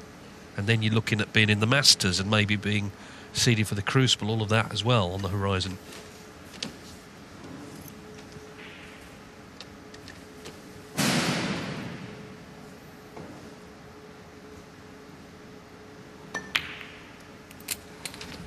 $25. Yeah, that was a clever shot, but obviously if he plays the pink, it's going to go on the blue spot now. So he'll know that. He'll see all those kind of things.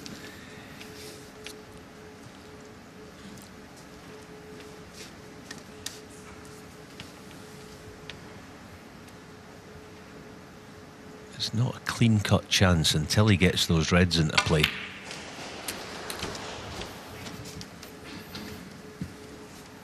He still has one of them, perhaps, the apex red at the top to left Okay. middle, but it's not a great chance just yet. 29.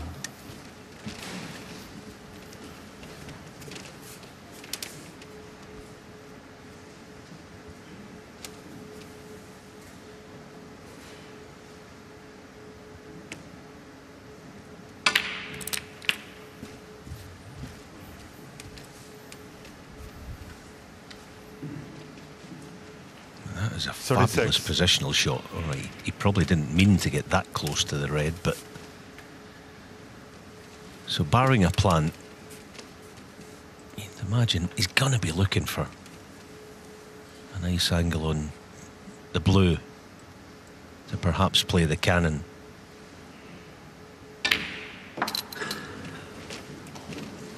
And he's got it 37.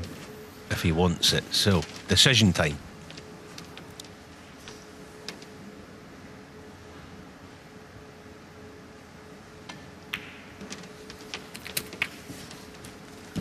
Yeah, he's interested in the plant, isn't he? I don't know if it's dead set.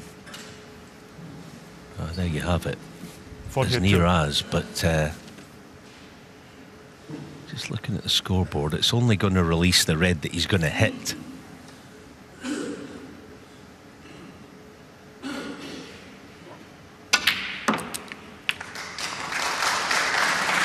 A fabulous shot. So 34 in front, blue 39. And for argument's sake, say 14 with the two open reds. He's still going to need one of the four together.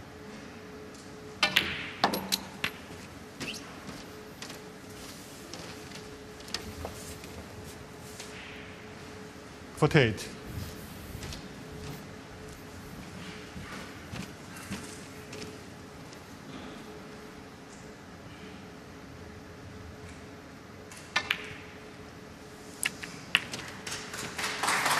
$49.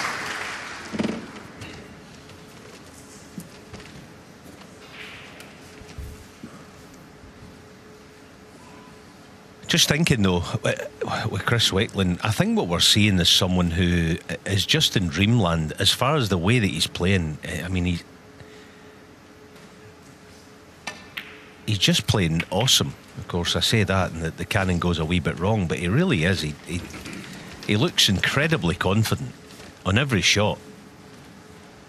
But that's gone wrong, and 55. He still has, well, had plenty to do to win the frame. So the alarm bells aren't ringing yet, but there's danger lurking in the shape of Judd Trump sitting in the chair. Yeah, it's not so much the score in the frame, it's where the balls are. You always look at where the balls are. Is there anything safe? There isn't really. So the points difference wouldn't mean that much, really. You'd be very disappointed with 2-2 Walekin, I think, the way he started, the way Trump started. Trump not performing. So he would surely feel he's got to be 3-1.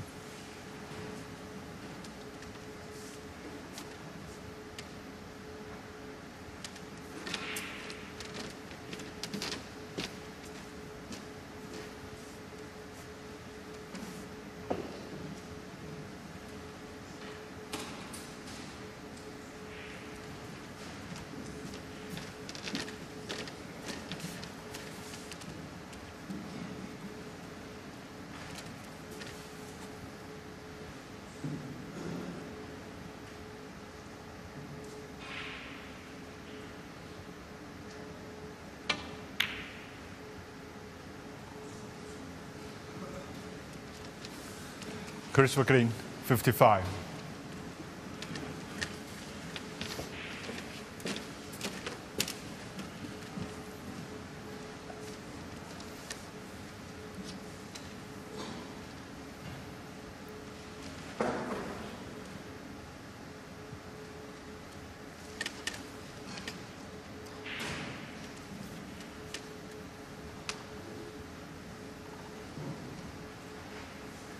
Like a dress there, considering taking on the pot, the one nearest the pink, or perhaps the one closest to the green pocket.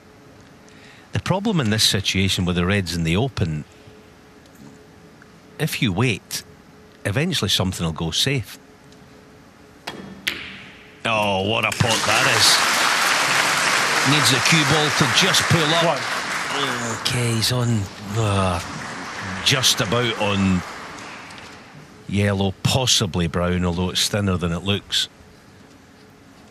But you know, it's a bit of a dilemma there, because as I say, if you wait around for 2 or 3 safety shots, something goes safe. So he's deciding to press, but he's got to get this.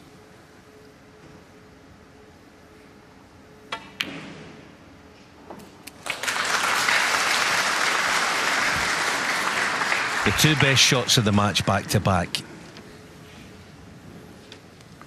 Can he complete the deal with a clearance when he just hasn't shown anything today?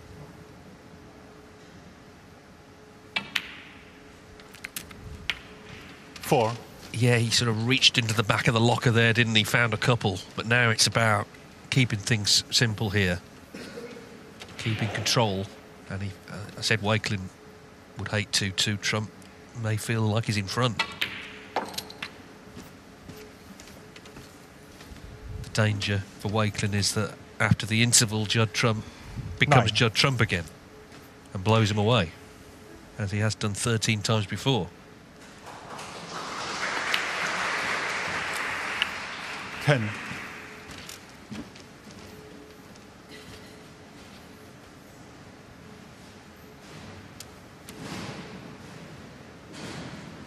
Yeah, the points don't seem to be going on our score. No, that's right now. White, yeah. Not great here, though, on this red.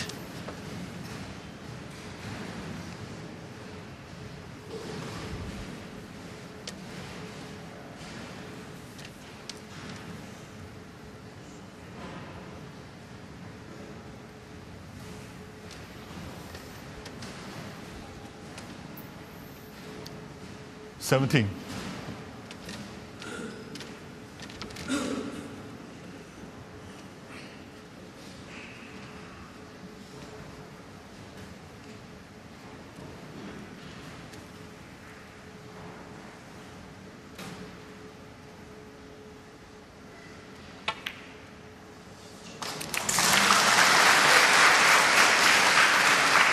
18.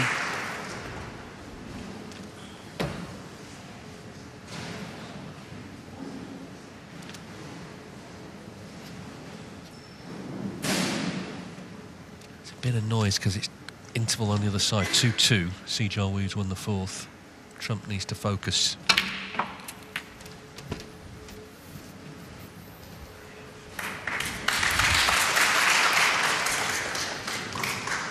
The break, I said he was looking to keep control. It's turned into a bit of an adventure.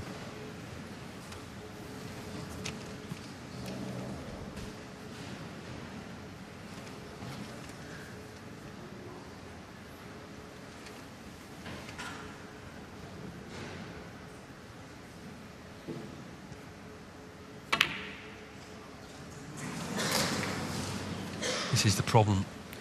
It's hard to keep it going. 20. After the two great initial shots, just slightly lost his way. May have had a kick a couple of shots ago, but anyway, he's back in his seat and the frame's still in the balance.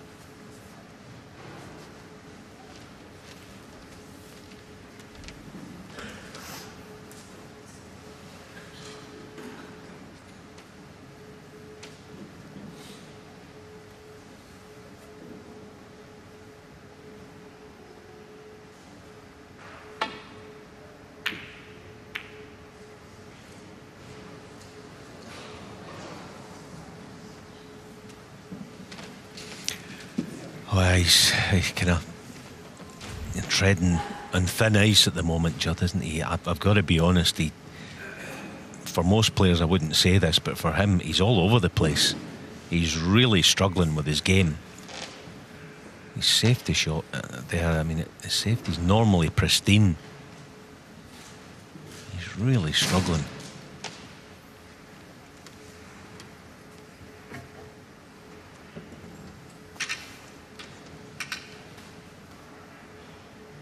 Doesn't mean he's going to close up shop and stop trying and not put in the application, nothing like that.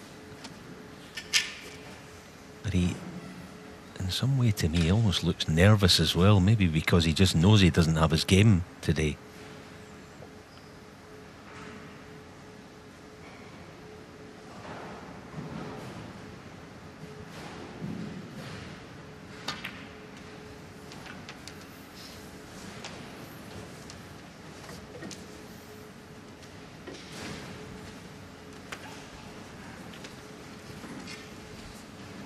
Not that I'm going to doubt him,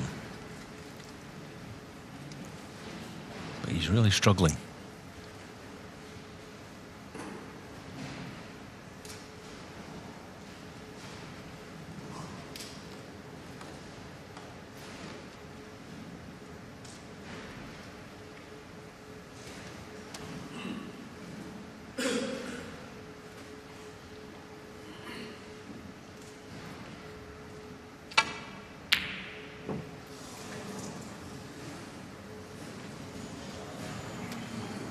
Well, that was a great effort, but he's left it, and it's all Walekin needs.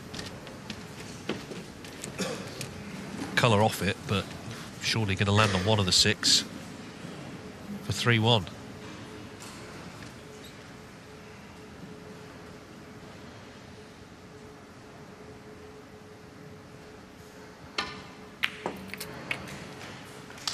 One. Well, he's just about on the brown.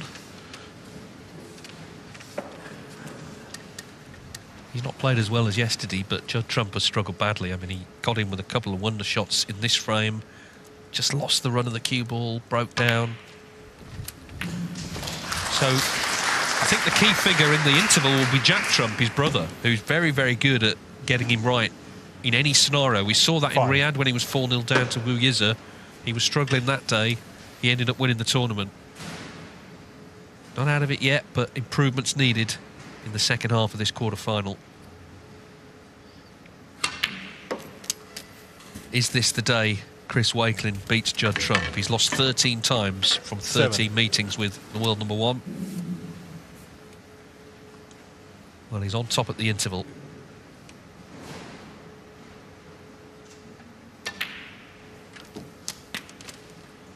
Ten.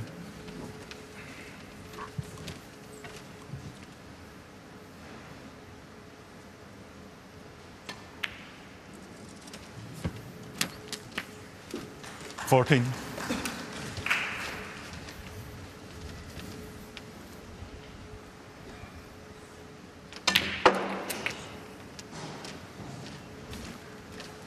$19.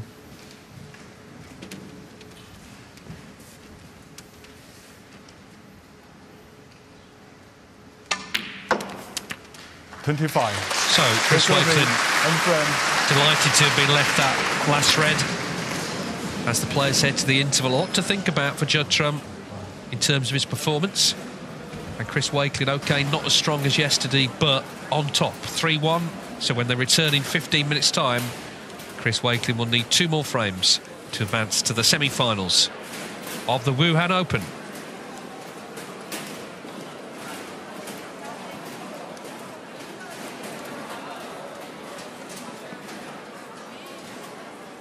So, as the players head off, we can just look back on a few moments from this match. Not many highlights, you've got to be said, for Judd Trump. That's where it started, actually, frame 1. He missed that with the rest early on. That, you know, that could have been the start of a century, maybe, but that was kind of a bad early sign, really. And then Walekin stepped in and played very nicely. Yeah, he did, and that was a terrific shot, wasn't it? To set him on the path to that 97 break to eventually win frame 1. That was pretty much frame ball. So he didn't get the century, but the perfect start. And yeah, Judd Trump, early signs not brilliant. But what was to come were more mistakes, from the cue of Judd Trump into frame 2.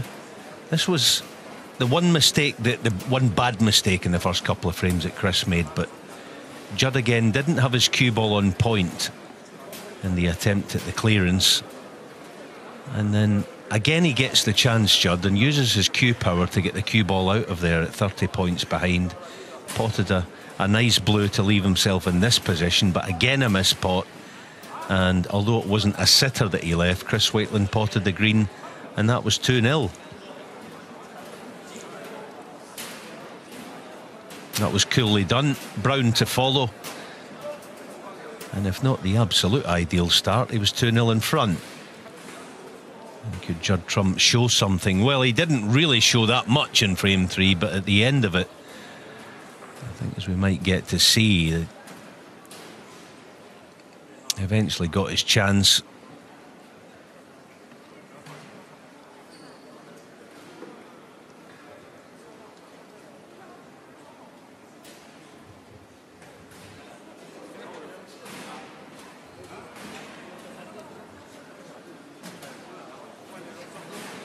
Yeah, that wasn't the end of the story, because there was a bit of running here and there. That was the fluke by Judd, but as you could see with the state of the frame at that stage, there was nothing in it. Chris Walekin eventually took a green on there that was very difficult. It was massively high tariff. He left it over the pocket, and Judd just needed that pink to get his first frame on the board. And at 2-1 behind, he would have been actually in some way quite happy, bearing in mind he'd no form to show us in the first 3 frames. And the pattern sort of continued in the last of the mini session. This red coming up that I hope we get to see was, I think, shot of the session. Eventually got down to the last red there. You fancied him under normal circumstances, didn't you, to knock that in. He had a good go at this one, hit it nicely, but when your form's out and your luck's out, that's the kind of thing that happened. When he saw it finish over the middle pocket, he knew the writing was on the wall, and short time after that, Chris Walekin mopped him up for 3-1.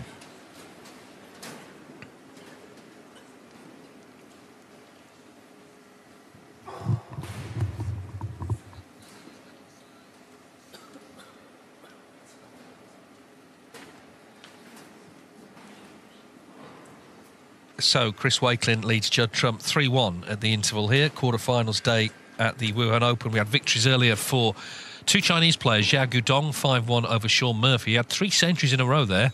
And Long Zhihang as well. Now, he's from Wuhan itself. He had his family in the audience. He beat Jack Lazowski 5-1. Lazowski very much off form today. On the other table, it's 2-2, as you can see, at the interval between Zhang Anda and Si Jiahui. It's been an interesting match, this. First frame on the black to Si. A 95 break from Zhang. He dominated the next. Si made 83 in the fourth. And when they come back in about 10 minutes' time, Discovery Plus will have that live to its conclusion. Of course, whoever wins will play Trump or Walden, or say Trump or Walekin in the second semi-final tomorrow. Of course, it's been a great season already for Judd Trump. We had a new tournament in Riyadh, the Saudi Arabia Snooker Masters, a big money event, and a very dramatic final it was, a very dramatic final frame between Trump and Mark Williams. We can hear Judd Trump's thoughts on that right now.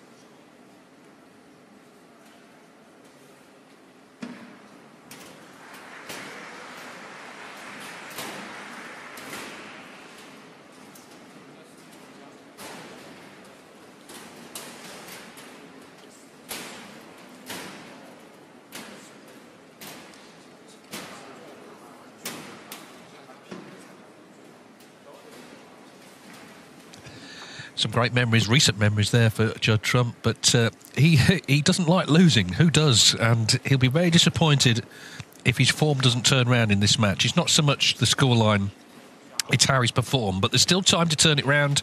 Chris Walekin leading 3-1. The players will be back very shortly.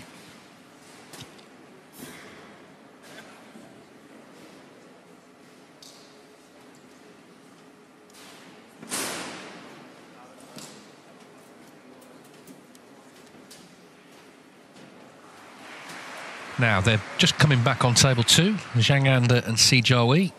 So we're going to just enjoy the start of this fifth frame, 2-2.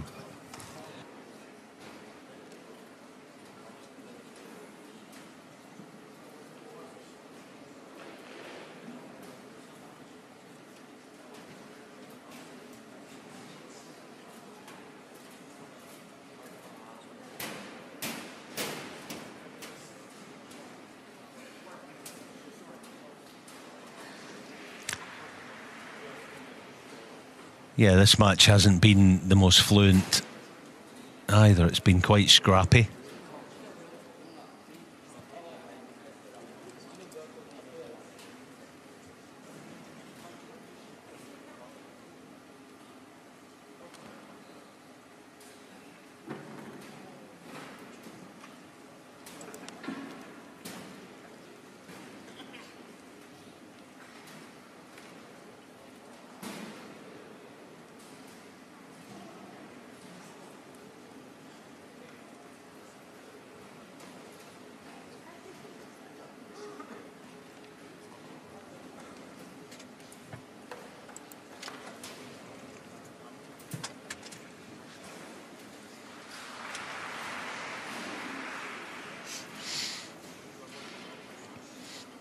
Yeah, it's a good recovery pot from Sijawi.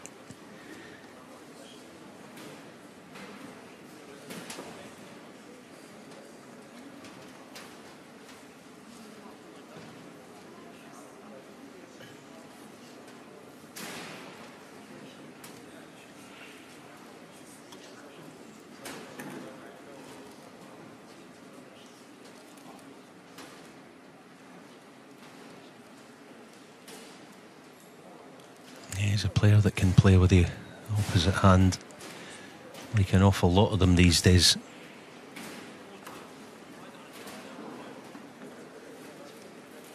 But he's going to be busy keeping the break going. He's got a minor angle in the black to work with, but plenty of cue power. But let's see, it'll be Devil's own job to get reds into play.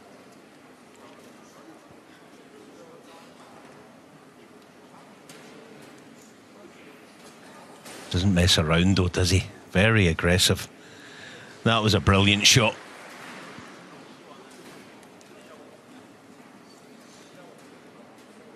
I'm looking forward actually to seeing him at the Masters, assuming he keeps his top 16 spot. I think he'll go down really well at Ali Pali. I think they'll really take to him. There's some star quality about him for sure.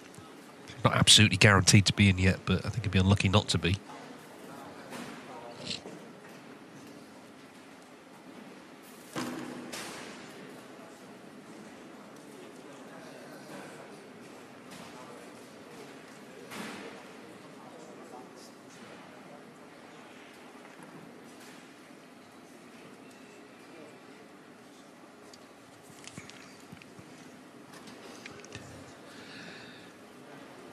Quarter-finals day at the Wuhan Open, and Judd Trump and Chris Walekin still in their interval. It's 3-1 to Walekin. As you can see, though, Zhang Anda and Si Jiahui are back out. 2-2 here.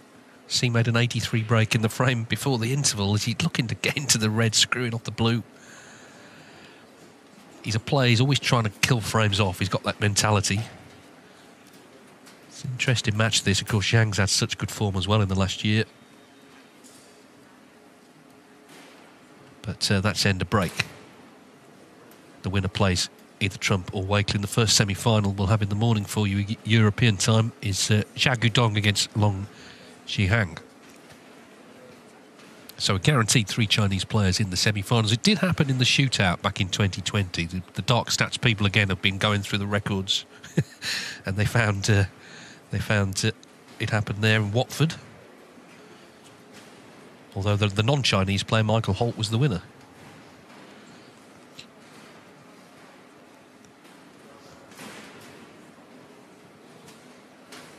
So we'll just watch this until Trump and Walekin return. Of course, we'll be back across there to see how the second half pans out.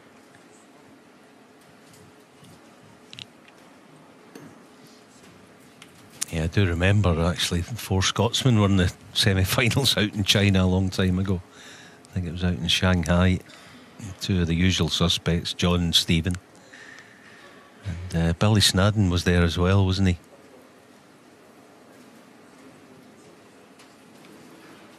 Is that a name from yesteryear? He's all well back home in near Stirling in Scotland.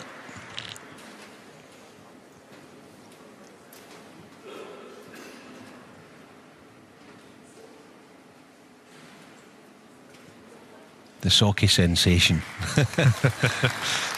Well, I'm glad to hear Billy's well. Lovely man.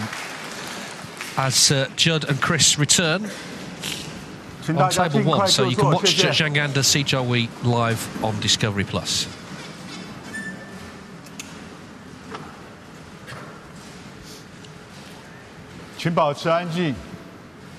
Well, this is a very interesting match. It's not been the highest quality, and Trump certainly has not played his best.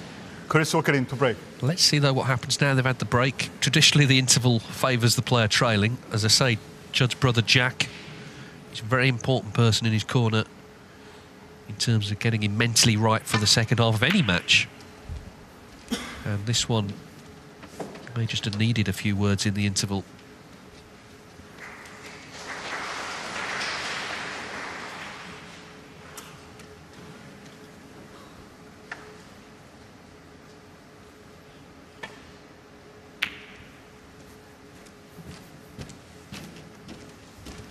It was interesting if you were watching that interview that we showed during the interval, talking about the Saudi Arabia tournament, how he says he's watched that clearance back against Mark Williams many times. And why wouldn't you, I suppose, but it just shows you the way players take inspiration from what they've done.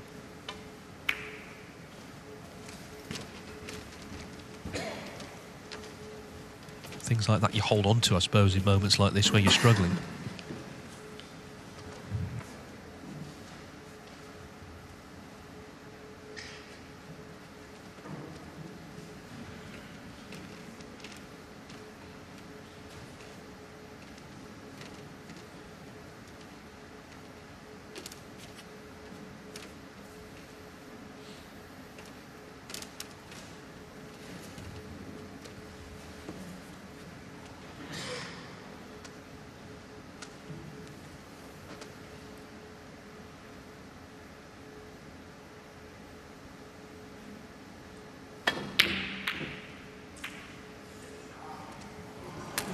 Foul. Chris Walekin, 7.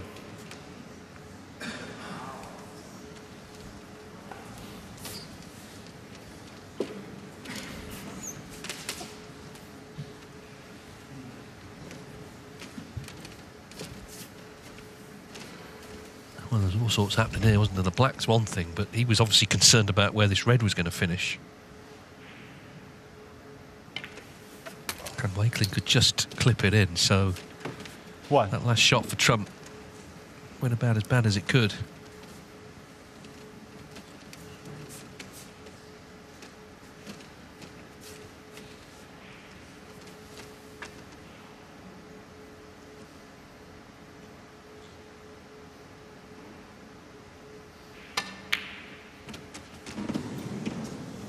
Yeah, bad miss. That's not the kind of shot he's been missing in this tournament so far.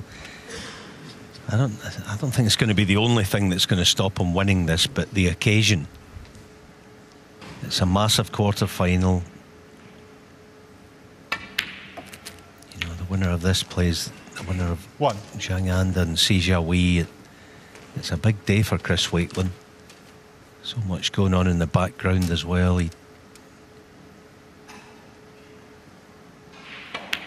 know, get to the final here is be looking good for a top 16 seeding at the UK Championship, the Masters in the new year, all that sort of stuff.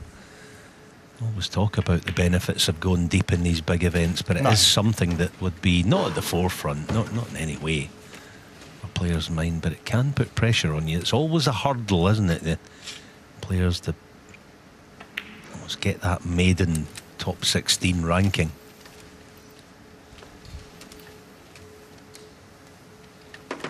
It's absolutely true. I mean, there's so many doors you can open now with one win.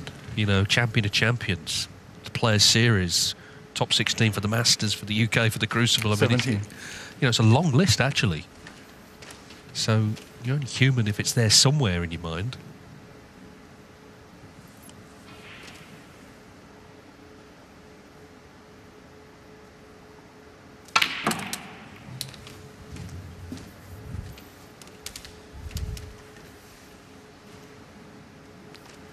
$24.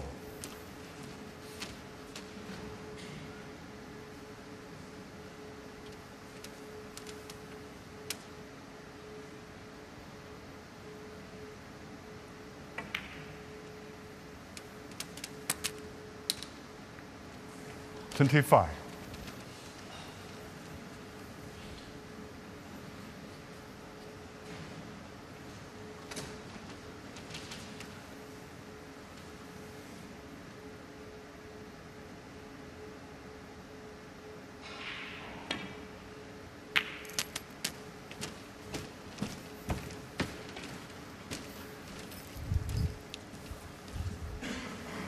Now then, not perfect on the 27. red. Now this is a shot that looks pretty straightforward, but it's one of those, what a professional player would call a timing shot.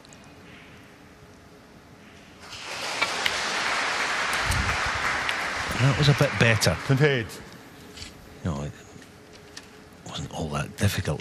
I'm not saying that, but it's a kind of shot you like to, if you cue it properly, it gives you a little bit of impetus.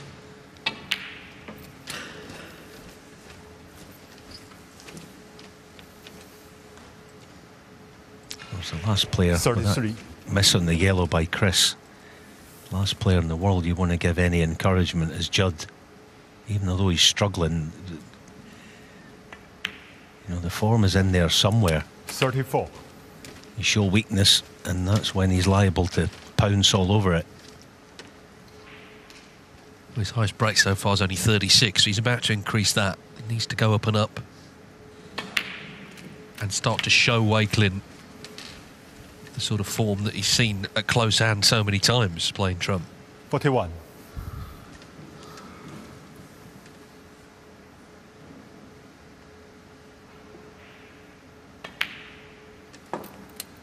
$42.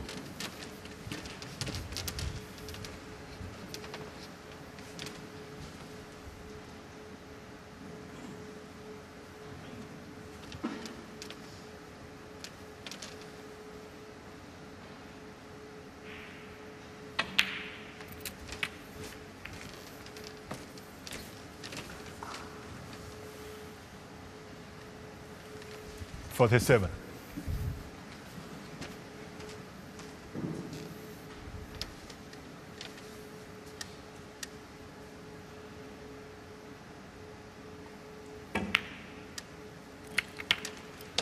$48.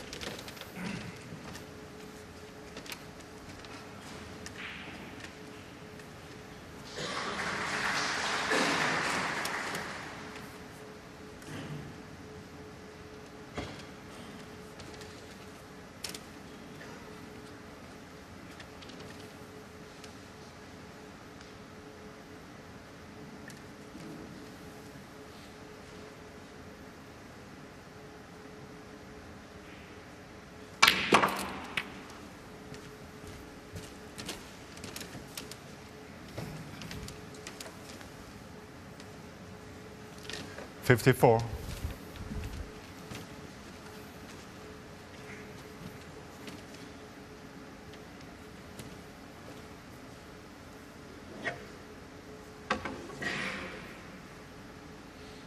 Yeah, the bottom two reds are not really makeable the way that he's going to be playing the shot.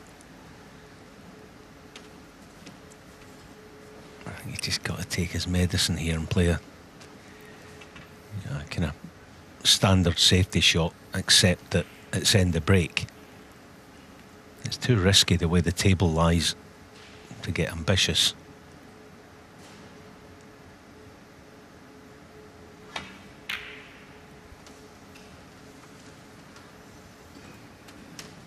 But he hasn't made a very good job of it.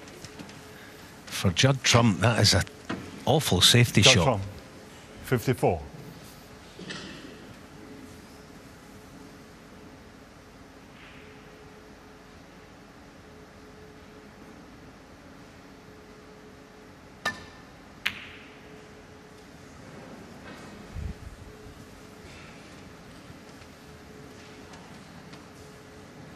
Well, it's a nice nudge on the brown, but it's another miss. He missed the yellow earlier. It's about as much as a reaction you get out of Judd Trump, really.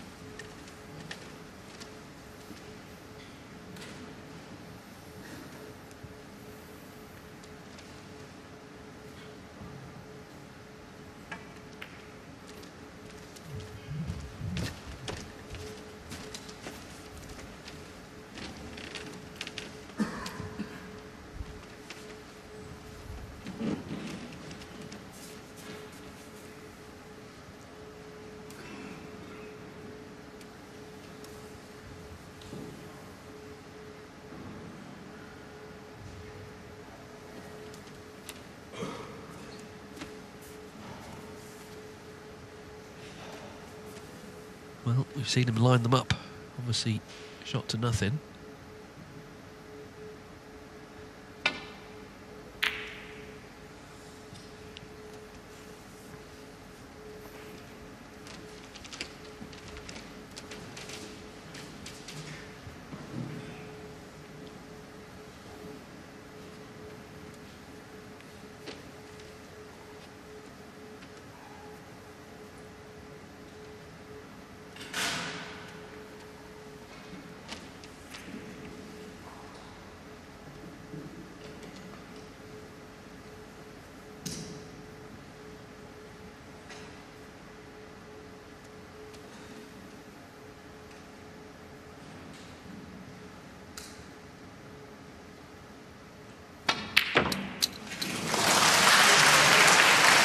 Well, that's an extraordinary pot, isn't it? At that speed, you'd have been hard-pressed to just pot the red with your cue. Just direct. I mean, at that speed, what a shot. And a decent angle on the brown as well. If this goes in, it should be 3-2. Yeah, well done. That might be the... Fine. A lightning bolt of inspiration that he's been looking for, Judd.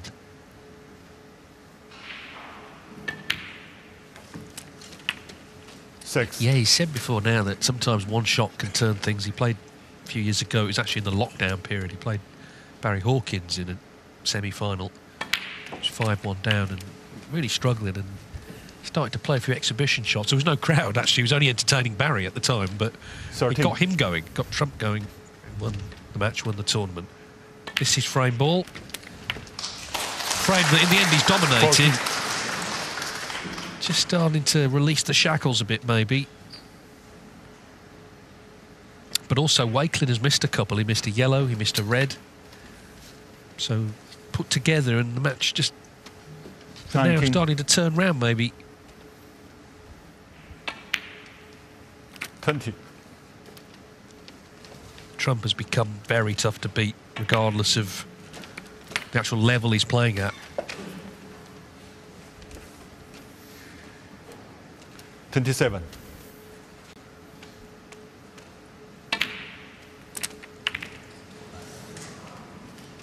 $28.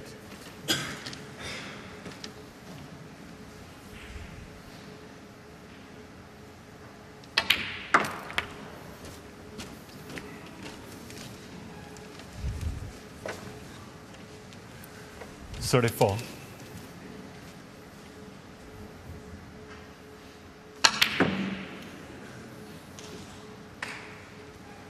Judge Holmes, 34. So Trump just looking a little bit more confident now, going for his shots. He's starting to get them.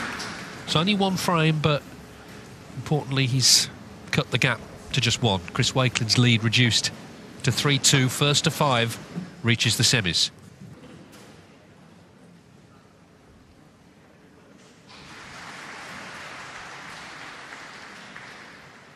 Now, a close frame, I think, next door.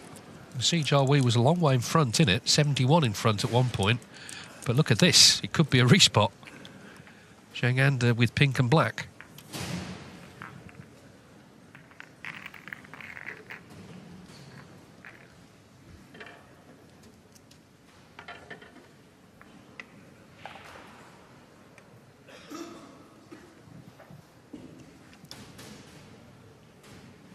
Well, he's played this one really well. So the black, and the black comes back on.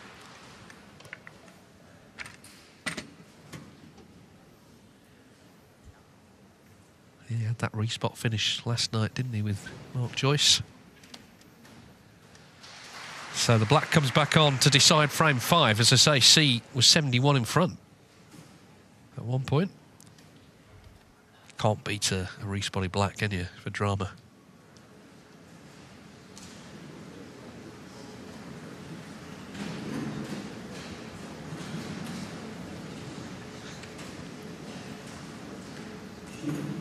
Well, we've established who's won the coin toss. We'll obviously let you know who pots that.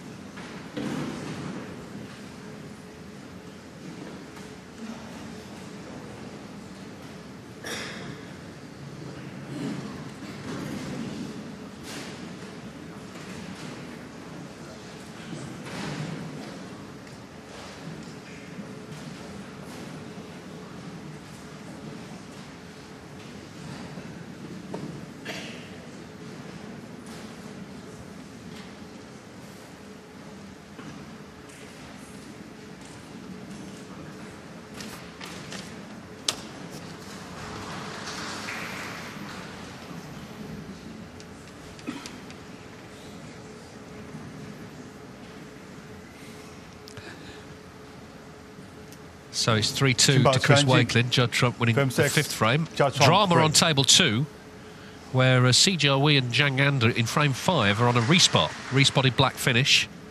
Si Jiahui led 71-0. Zhang eventually forced the respot. So these are live pictures. It's 2-2, so you know it's not like either one's going to pull away massively, but obviously still feels a big moment.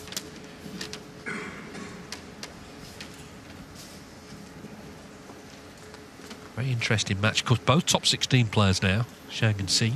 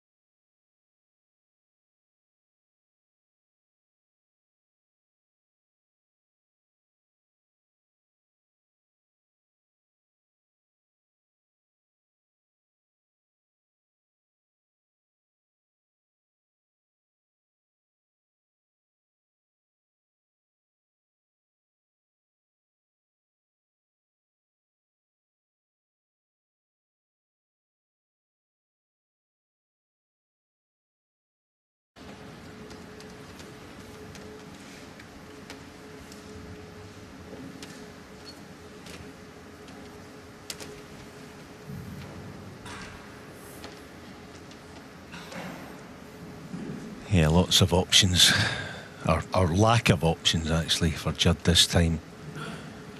Can't roll into the cluster, obviously, guaranteed to leave one.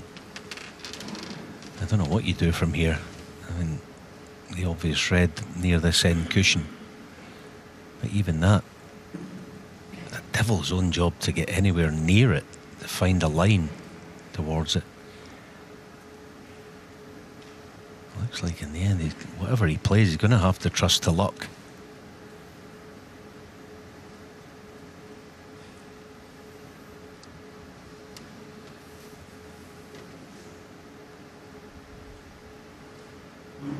Three cushions. Oh, this is some effort.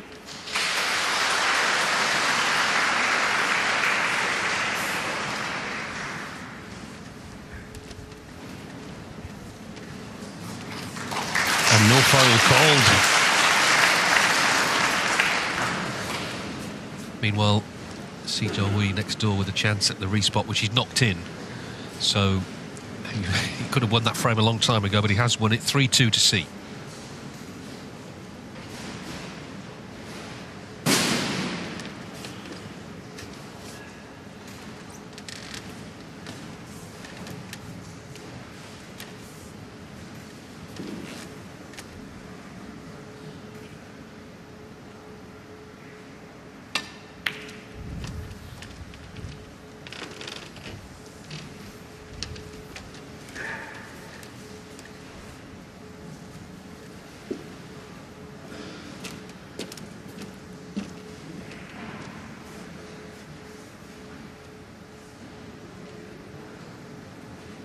What do you think?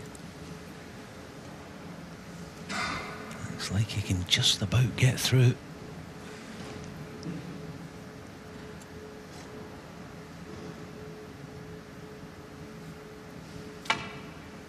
Oh, that's superb. That is a brilliant pot. Got to go though, the cue ball. One. Got to run. Oh, and it just about has. Is he on the... He's actually on the blue. Well, things, just small things like that. That gap from nowhere and then landing on the blue the way he has here. Yeah, they're the things that weren't happening before the interval. Well, they were happening for Walekin maybe, rather than Trump.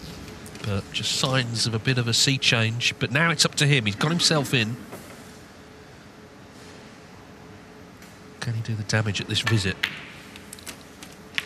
7.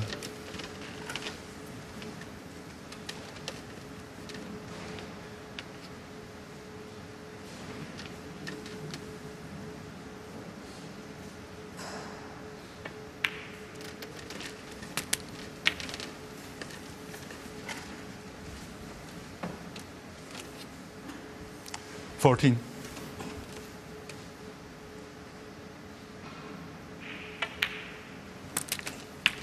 15.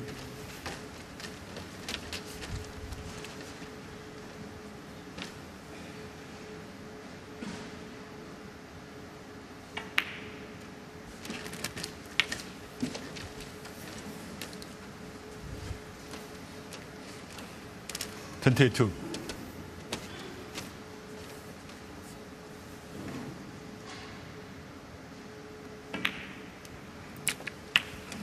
23. Of course, he went past the 1,000-century barrier for his career in Cheltenham. It took a few matches, actually, but he got there. And in fact, he's one ahead of John Higgins now.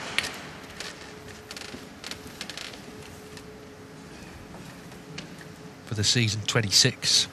30. So he's top of that list. There is a £100,000 bonus if anyone can make 100, or the first player to do it. It's a long way to go, but he'd be the #1 contender, I guess.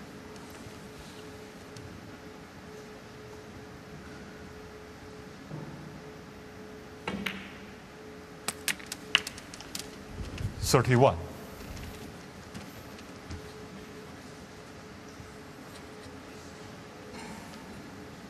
Yeah, this time he just about lost control of the cue ball.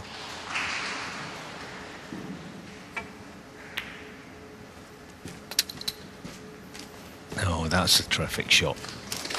I mean, he probably would have known that there was every chance of the glance cannon, but it's worked out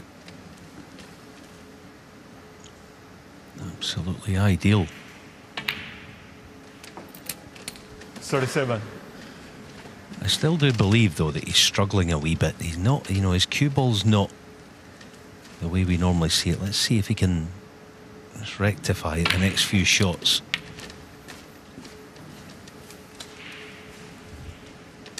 See, even there, he just lost his cue ball. 44. I mean, he's still okay, but he's lost it a fraction.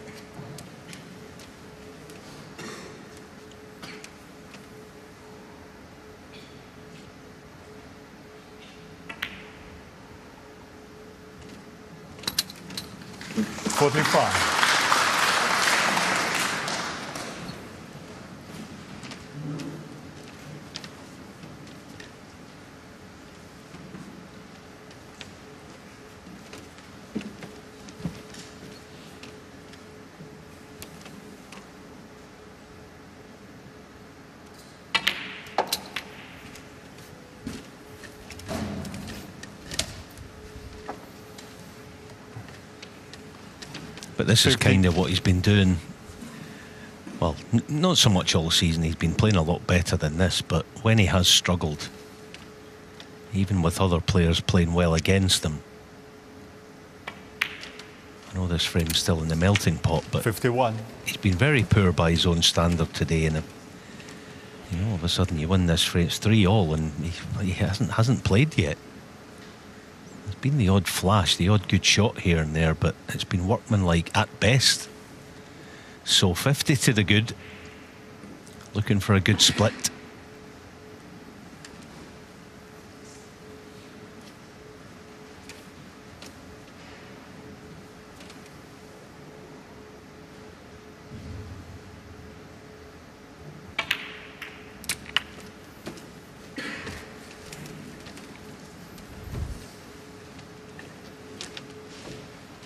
I think even there his timing wasn't quite on, didn't quite get the purchase on the cue ball, hence losing it to left cushion. So back to baulk.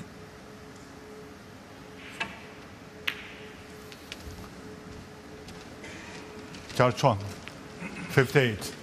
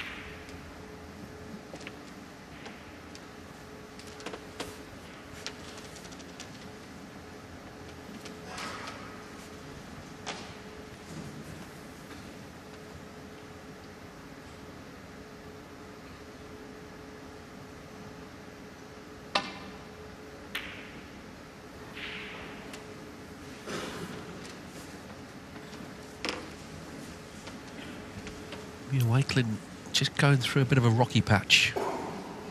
So one good pot could well open the door to Trump leveling the match. Got his hand on the table. You certainly fancy him for this.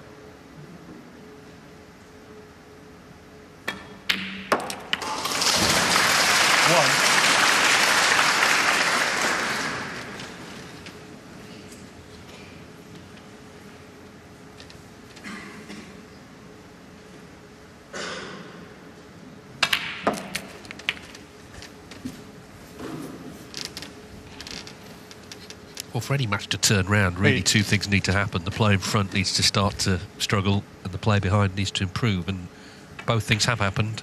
Walekin missed a couple. That last safety was a bit too thin.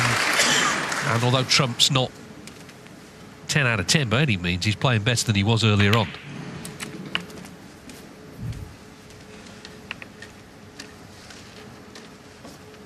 So Chris Walekin, who's played 16. So well in this tournament, particularly yesterday and early on today, he's under it a little bit now. 17. He must have felt when he saw Trump struggling before the interval, this was a major chance to finally, in 14 meetings, get a win over him. But Trump's confidence may be returning now. 24. 25.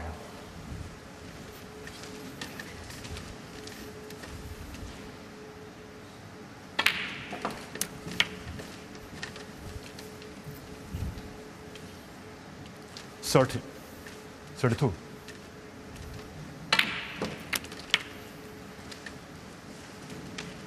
$33.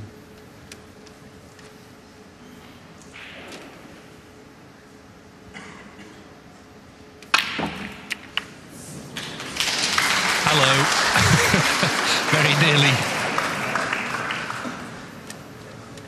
Very nearly went top of the hot shots there, didn't he? Didn't quite get on target, but it might not be over yet. He's starting to enjoy himself, and that makes him dangerous. Judd Trump has found a way back into this match. With a possible 3 frames to play, they're all square, and pressure now on Chris Walekin. It's 3-3. Game on.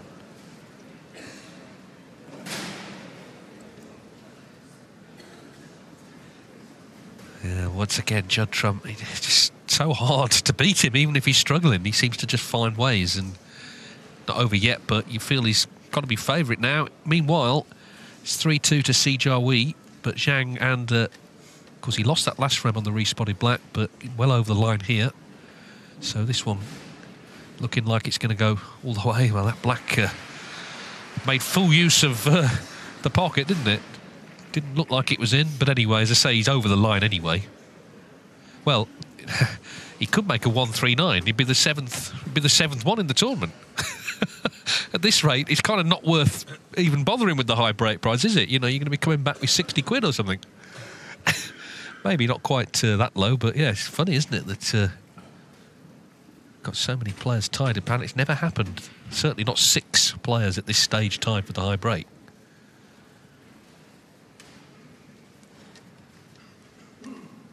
Could have their own mini tournament maybe to decide it.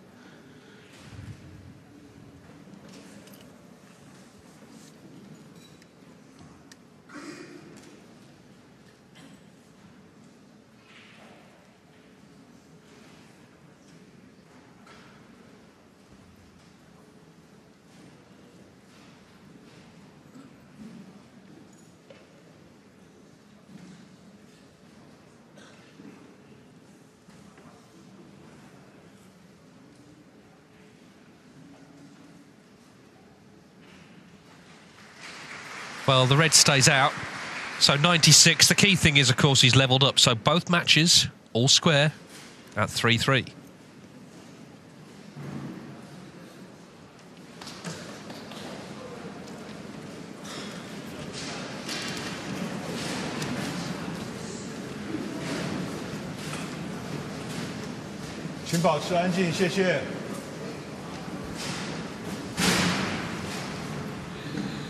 So we're at the real business end of quarterfinals night here in Wuhan. It's 3-3 between Zhang Anda and Si Jiahui on table 2, and it's 3-3 here on table 1 between Judd Trump and Chris Walekin.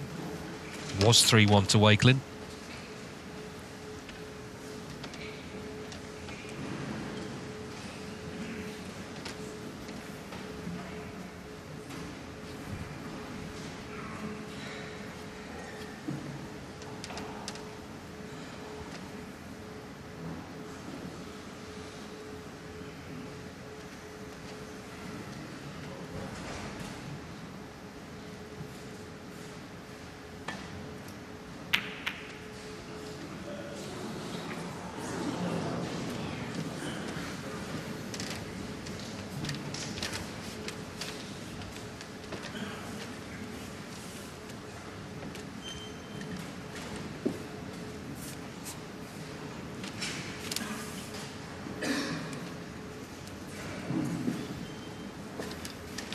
Yeah, no problem cutting the red back.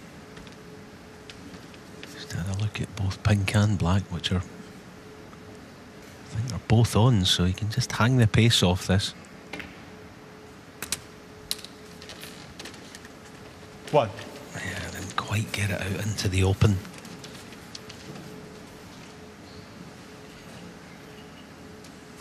So I think going deep on the cue ball would be difficult, wouldn't it, to get, certainly playing the black, it'd be difficult to get a thick enough piece of the pack to get on the next red. So perhaps in and out of bulk.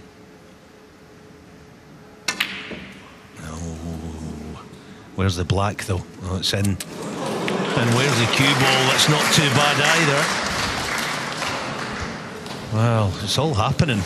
But Chris Walekin, that's a concern. Hey. Yeah, he's fluked it, but missed the pot by the proverbial.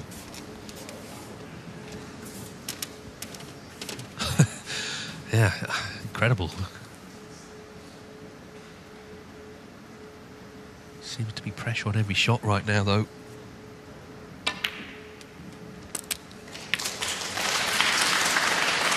Nine.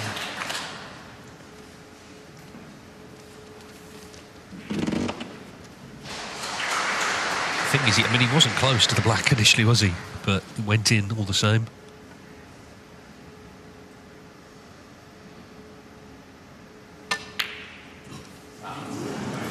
But he's struggling all of a sudden. He's struggling. Nine.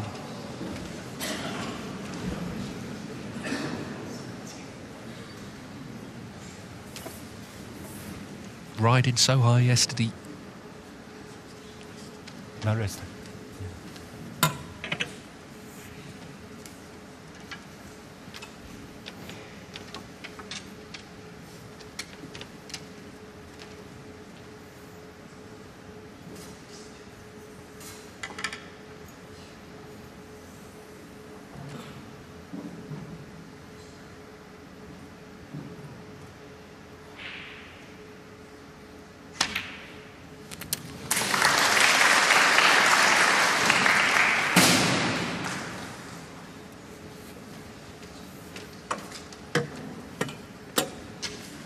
One.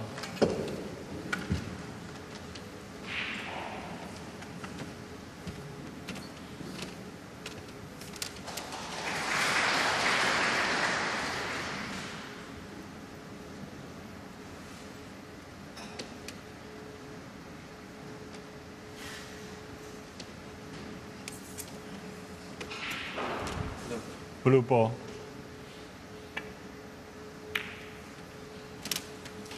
Trump. One.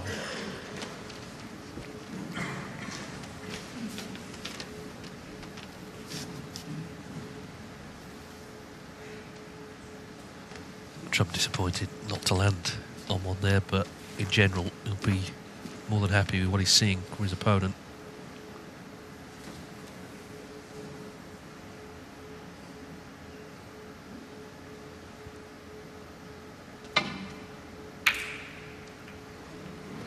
Yeah, he looked at that four-ball plan. One. Well, maybe that could, one shot could maybe just get him going again.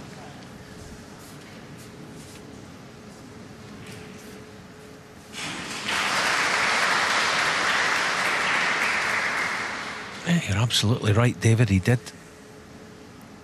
spot it. He was getting a good cue ball. So can he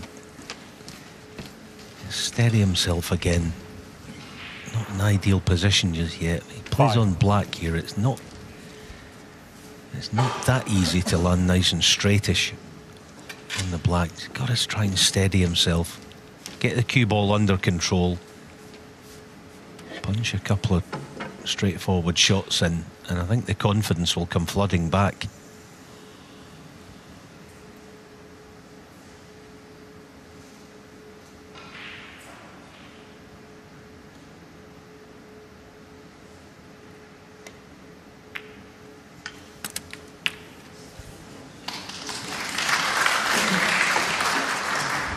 Six. He showed yesterday against Ding in the last frame that I don't think there's any worry on that score, you know. Being in front and seeing that lead evaporate, I don't think it's a huge worry. I think he'll be okay given the chances. But that's a poor shot. That really is a poor one. So you're going to have to go back up table. 13. Which complicates things no end.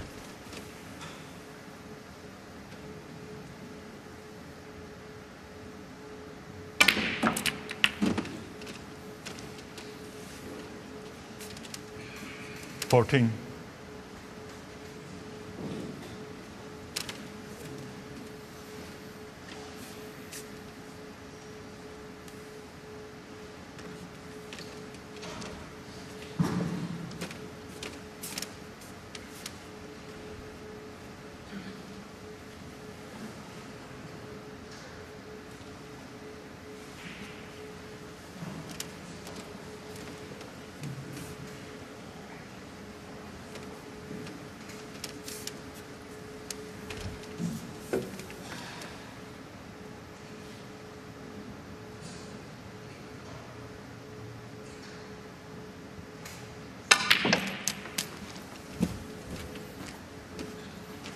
That's a brilliant shot, well played. All right, the black. 16. Looks like it's tied up. It must be very tight because that's what he's looking at. It's a real bonus if the black's on. It's difficult to tell because the white, the cue ball is obscuring the view somewhat.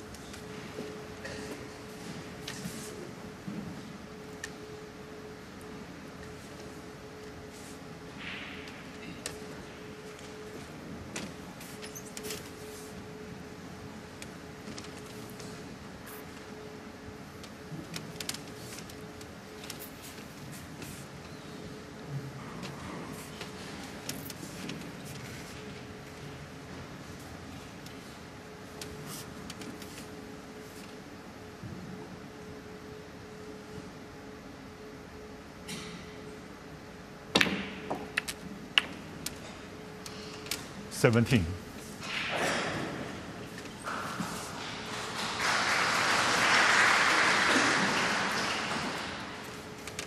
Yeah, it's quite tight, isn't it? I mean, it looks like it goes from that camera position, but you've always got to remember that the camera lens is not level with the bed of the table. So it's a wee bit tighter. You see, we're kind of looking down on it. Obviously still goes.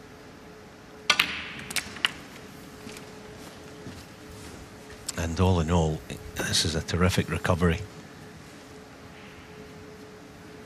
from that little sortie back up to the ball. 24.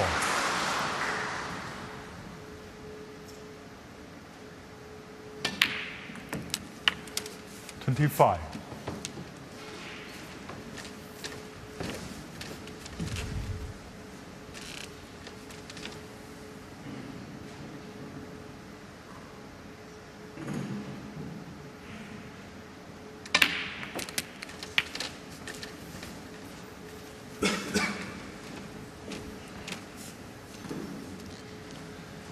$32. Going to have to do the same. I just wonder if he might be pushing the second red hard enough with enough pace into the pack of 5 and maybe, obviously not going to split them, but maybe just push 1 or 2 reds into the open. It's a possibility, but maybe not because he's gone so deep.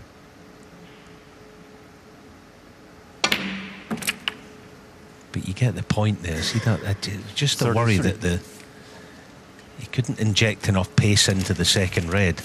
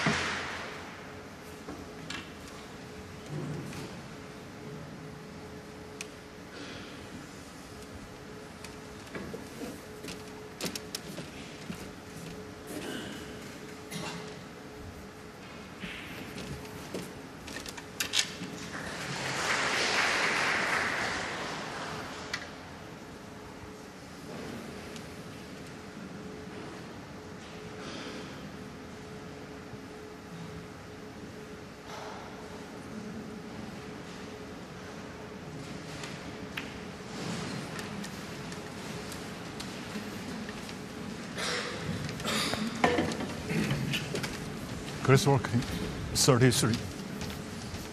So he's just taking his medicine there. A better visit, certainly. 41 the lead. Si Jiahui is now 4-3 up on Zhang Anda next door. Good match over there.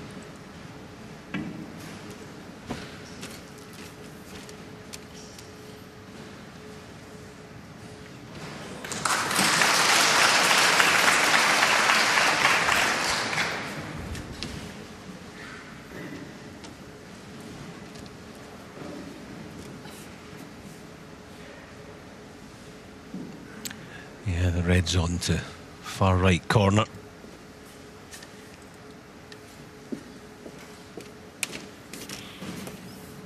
He's just checking to see if the pink spot's covered.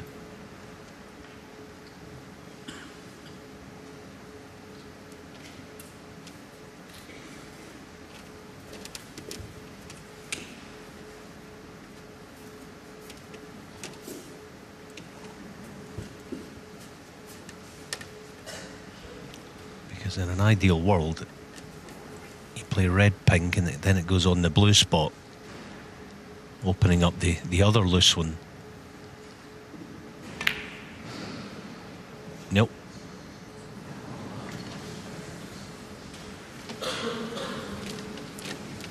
But he was close enough that it stayed near the pocket.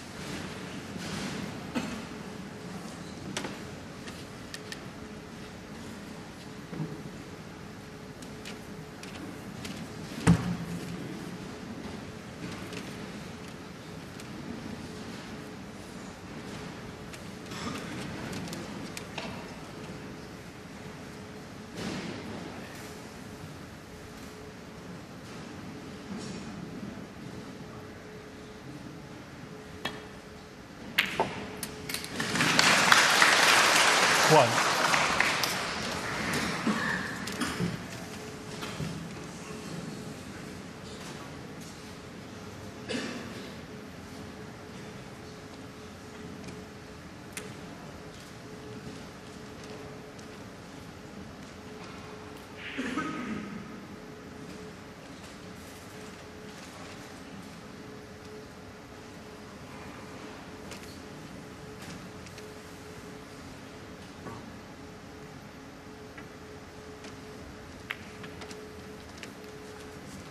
Jia Chuang, 1.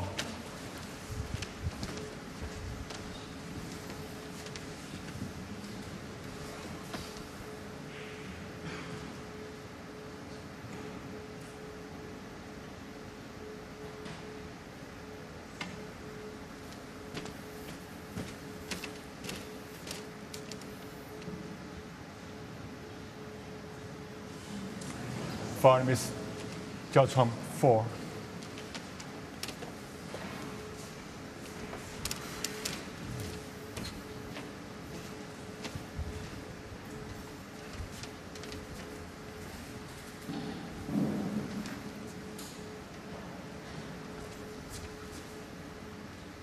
Zhang Tao is the referee.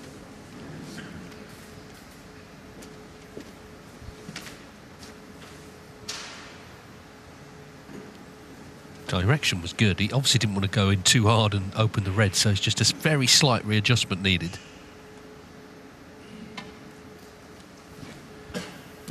Certainly harder.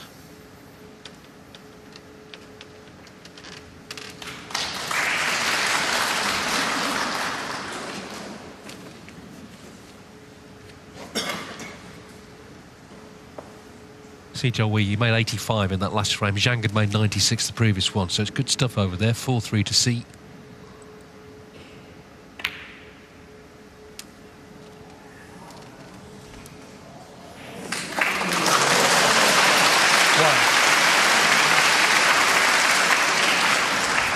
Yeah, well thought out. Played it at dead weight, pocket weight, knowing that the pink should cover it. Now, can he push a red into the open? No. Yeah, it's going to be a double again at best to keep this going, but he'll only play it if it's the only red he can leave. 7.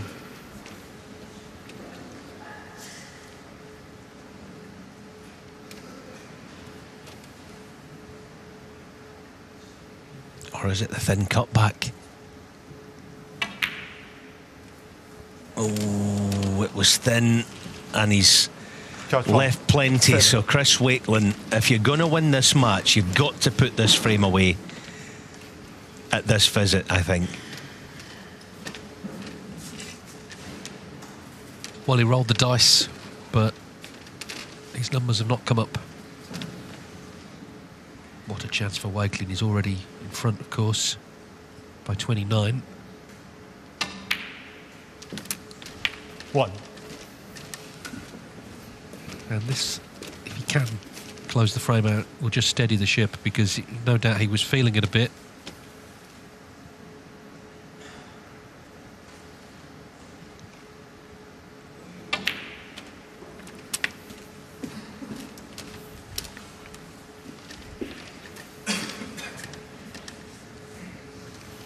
Seven.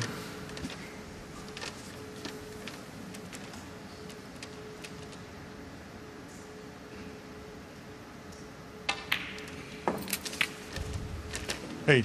Yeah, I mean, good on Judd for taking on the cutback, but there was something that didn't look right about it, I think, from the off. You know, when you're careering into other reds and you pretty much know you're going to sell the game if it doesn't fall. You know, I think it was a risk too far.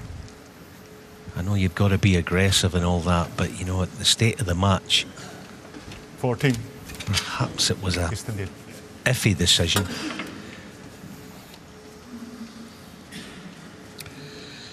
So this is for a 4-3 lead.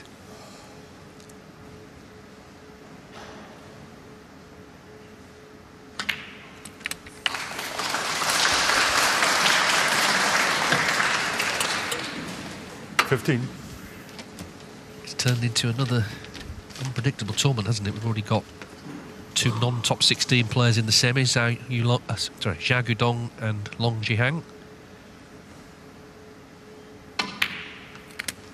Chris Wakelin, the world number 22. He's a frame away from joining them. And Judd Trump, the world number 1, the defending champion. 22. Once again has to regroup.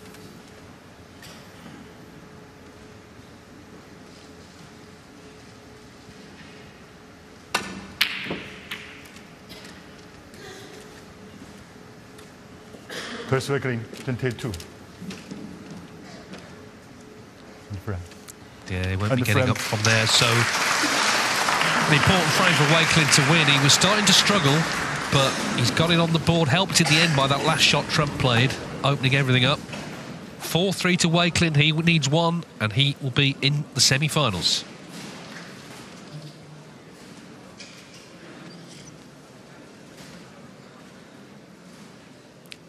It's also 4-3 next door to Si Jiawei against Zhang An. Of course, they're both top 16 players. Zhang at 11 in the world, Si Jiawei at 13. A chance to go higher this week, with his chance here to get the match won in the early stages of frame 8.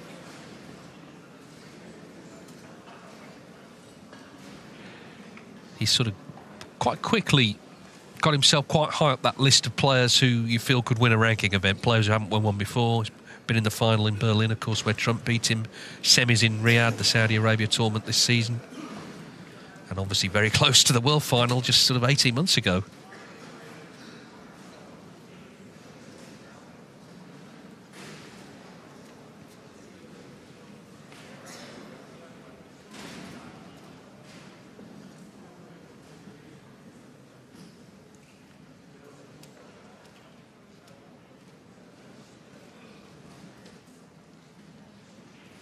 Yeah, not what you would call, obviously, a chance to win the framing match just yet, but it's quite a nice table to build certainly an early lead.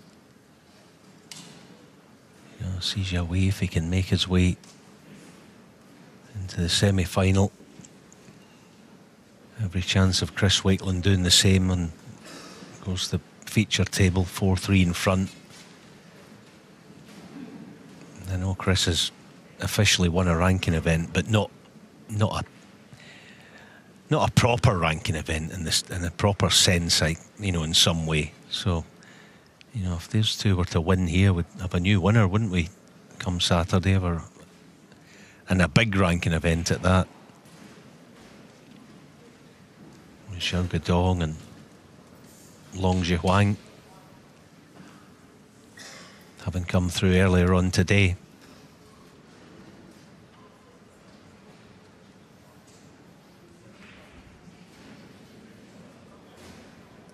We wait for Judd Trump to return. He's trailing 4-3 to Chris Wakeling, who's looking for one more frame to put himself into the semi-finals of the Wuhan Open. The first prize on Saturday is 140,000, and that translates to ranking points as well. So it would propel Wakeling very much into the top 16 for the first time in his career. Of course, Si Jiawei and Zhang An in the last year have both got there. And it's 4-3 to Si next door. He's in front in frame 8. Judd Trump getting a lot of applause here. Crowd would love to see this go the distance.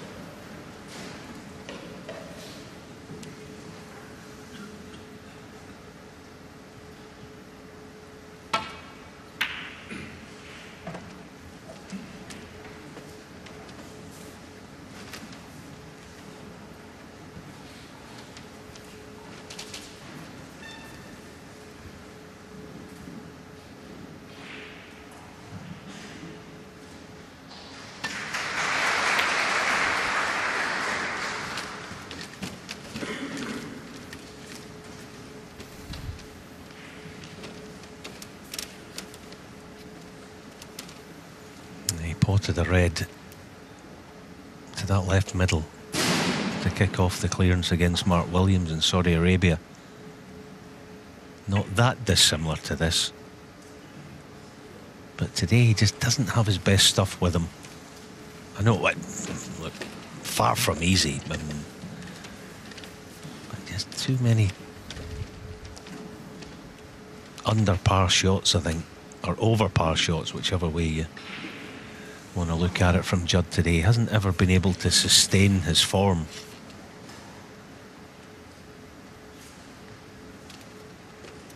No, at no point really has he monopolised the table. Chris Wakeling hasn't spent long periods sitting it out.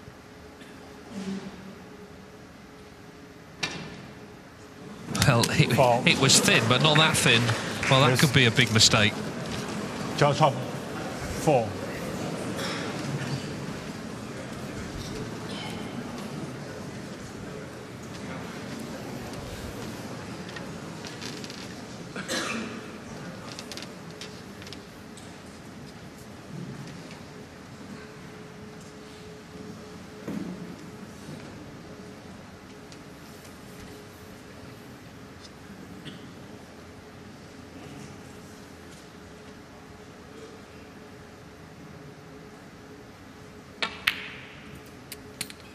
One. Yeah, just going to check the two wing balls of the pack to see if they're set as a plant to left corner. Seems quite happy with it.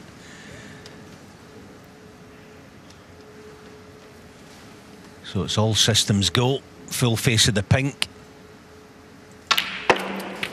Not full enough on it. Still perhaps has a couple of options to left middle. 6.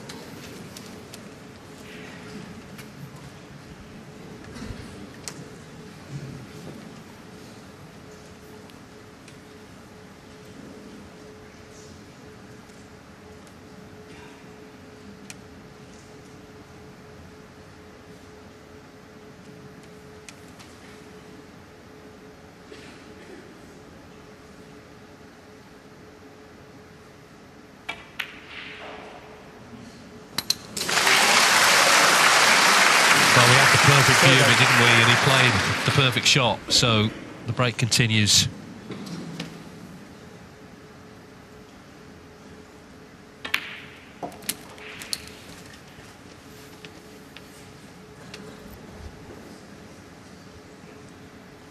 $14.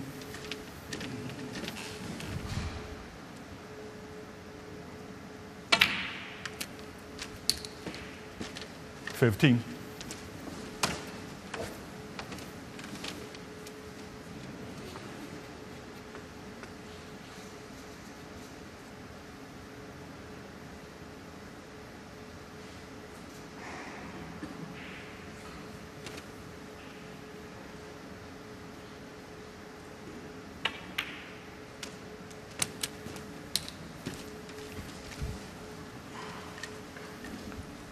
Judd Trump has won 29 ranking titles and another 13 invitation events, but doesn't matter how many trophies you've got, he still wants more, still hates losing, and still focusing hard here, trying to take this match down to a deciding frame with the chance for more silverware at the weekend.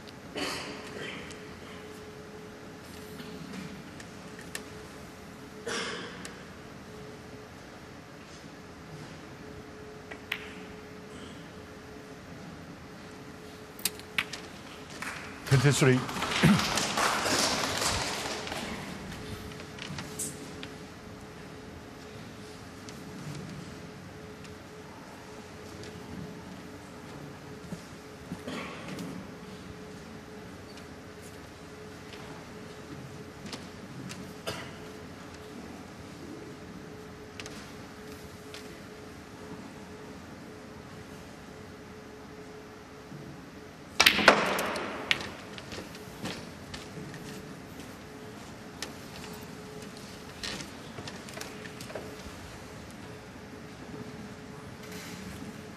$29.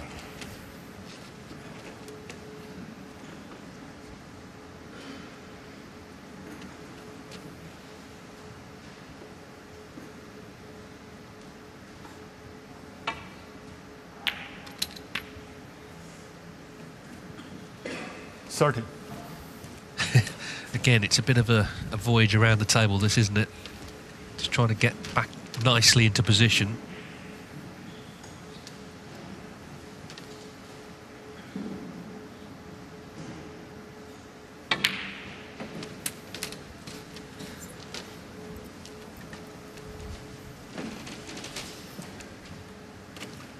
$32.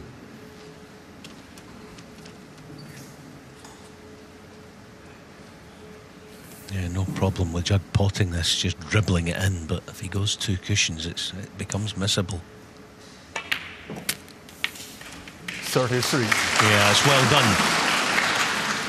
Now, he's got to find one good piece of timing to properly set this chance up.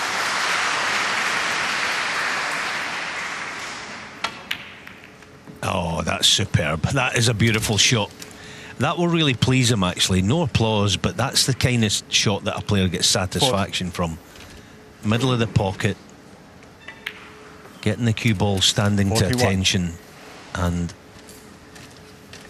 all of a sudden he just played a couple of nice shots, and it'll stand him in good stead if he gets there. When I say there, I mean taking us to the decider. Just a few shots away now. Listen, just two more reds in addition.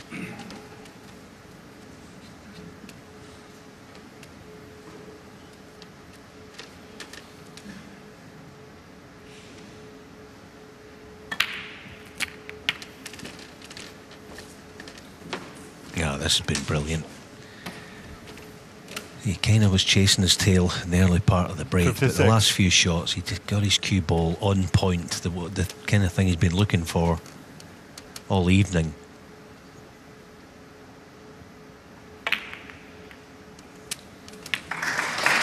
Well, Chris Walekin attempted to cut in a thin red to left middle, and it was so thin he missed it altogether, went in off, left a chance. The Reds, though, have opened up, haven't they? If Trump falters here, they are all there for Chris Walekin. There's still enough on.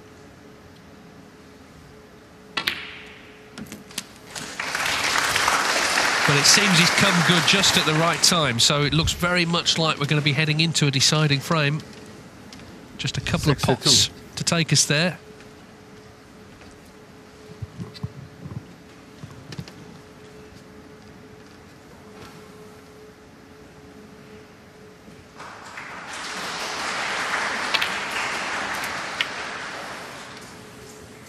Well, he still needs this in. He's looking at the scores. 67 in front, 67 on.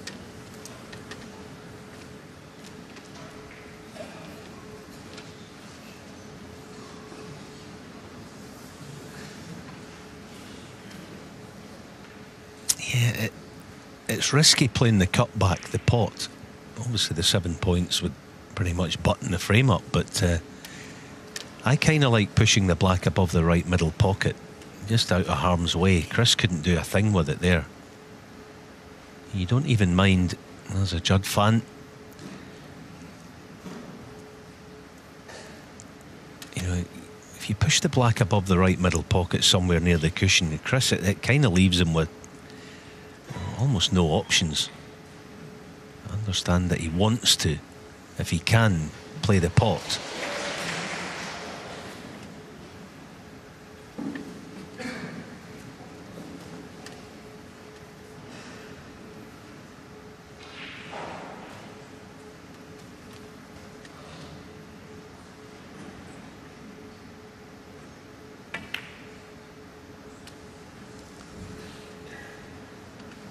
Definitely the correct shot. 63. Well, it's his highest break of the match. Puts him 67 in front, 67 on, yes, but of course the black is safe.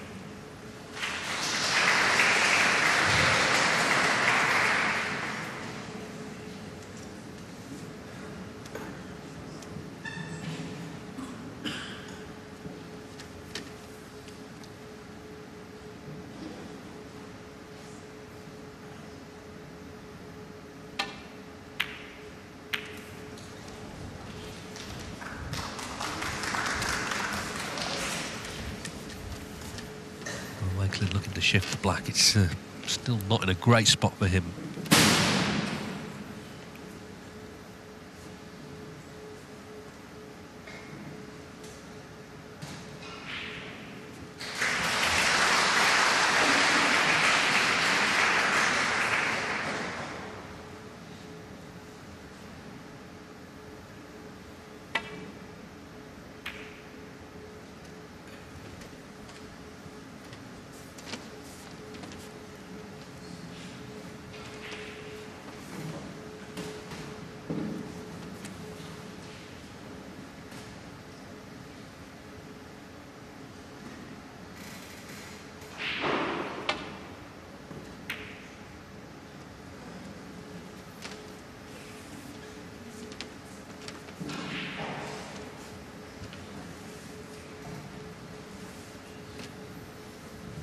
The winner's going to play Sijawi because he is just mopping up to beat Zhang Anda 5-3. High quality match that.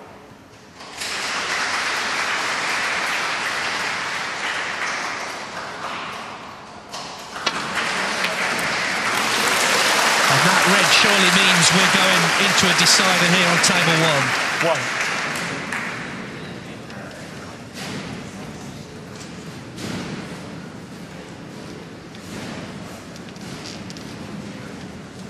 He's played a good frame overall, Judd Trump. Black. Just looking to tuck in behind the black here. 3 snookers needed as it is. Trump, 1.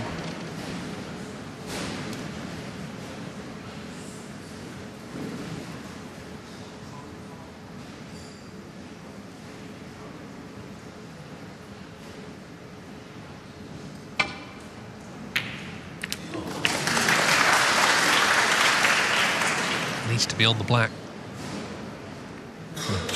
Not literally on it. He can lay the snooker, yes, but it's the points he's taken off. He's taken off the 8 points by potting the red. So 67 behind without a colour in, with just 51 on.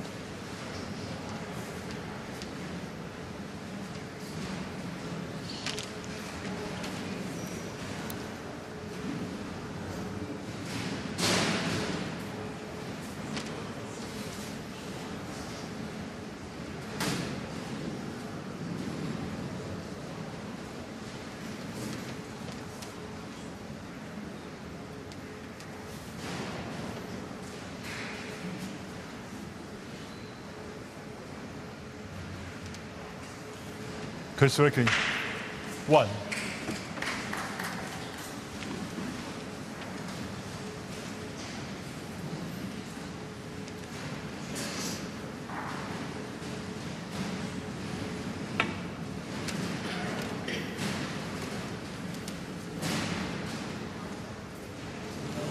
Foul.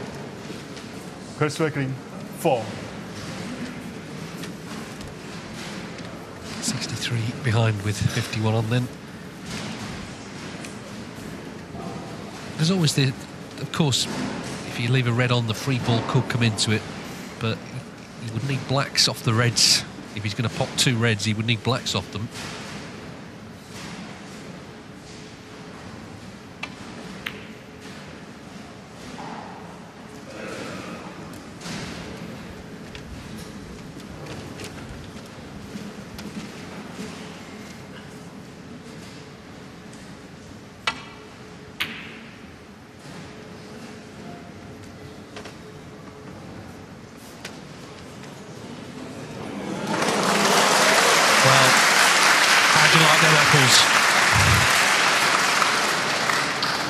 Chris Walekin, the man who's looking for snookers, he's in a devilish one himself.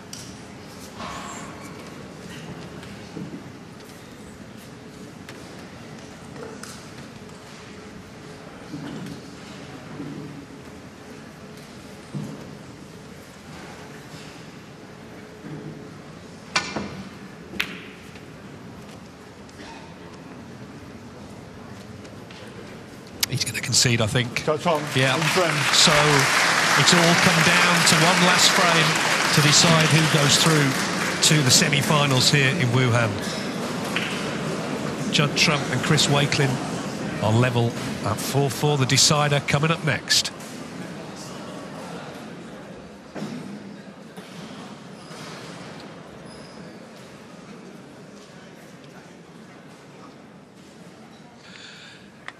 So as we wait for the decider to start, we can just show you what happened at the end of the match with Si Jiawei and Zhang Anda that I mentioned a moment ago.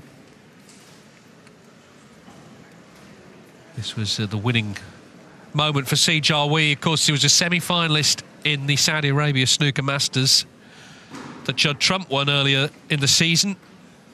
And another semi-final for young Si Jiawei. It's his 4th in a world ranking event. And he is young, he's still only 22, all smiles. And he's got a big day tomorrow against either Trump or Walekin. You can see all the fans expectant there, hoping he'll go over and speak to them. I'm sure he will do. But here, we wait. Wakelin's left the arena. Trump has stayed where he is. Can Chris Walekin finally beat Judd Trump? We're about to find out.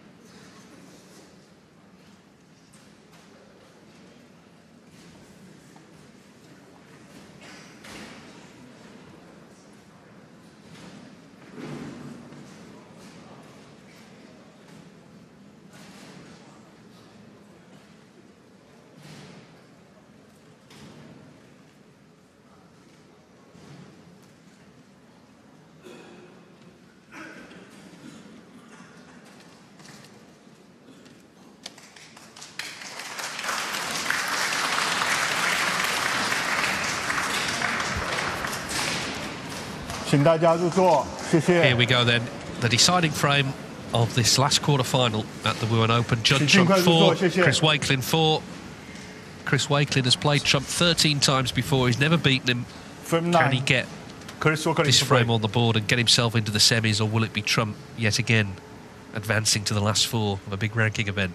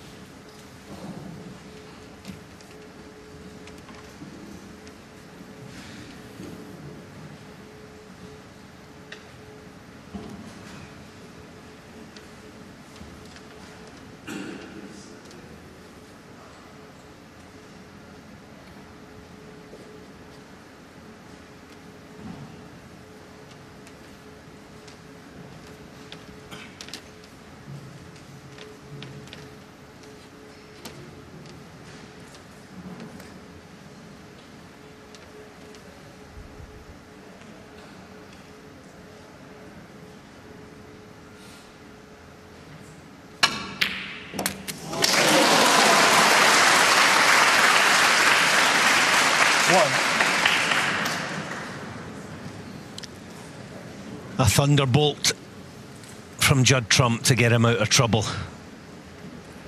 It's what he does though, isn't it? When the chips are down or when the pressure's on, he more often than not comes up with something a bit special, and that was very special indeed, just to get himself out of trouble. Should be okay here, Chris, into the edge of the pack. Just hanging off the pace, so stay where you are. 5 is Judd on 4.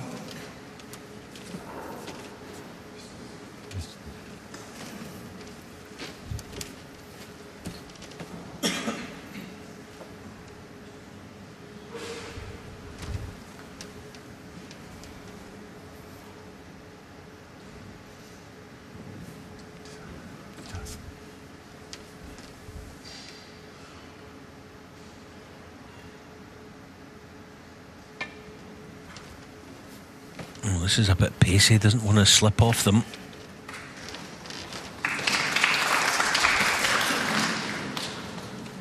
Judd having a good look at it, he looks interested.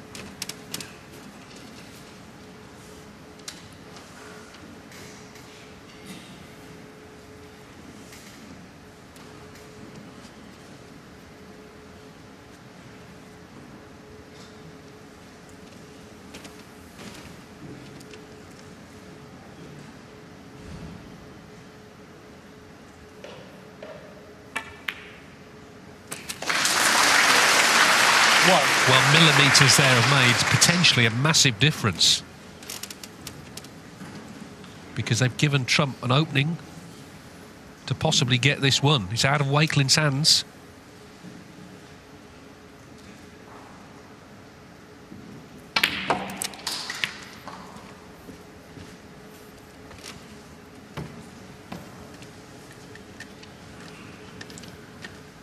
Eight.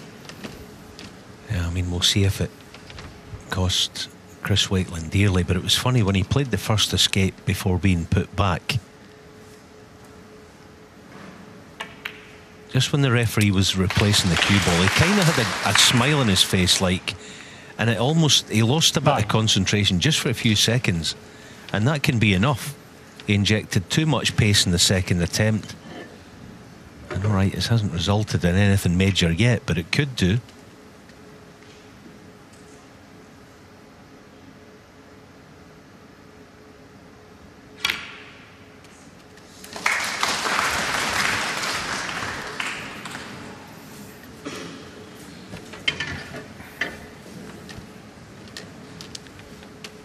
$14.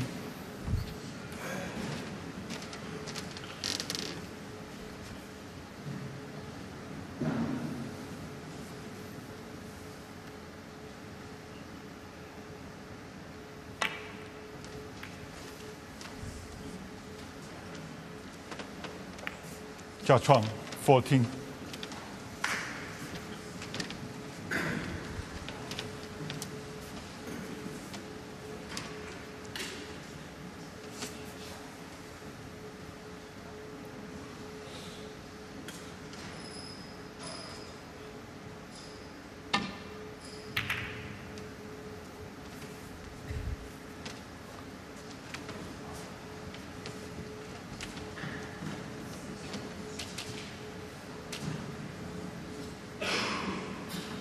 It's another loose one.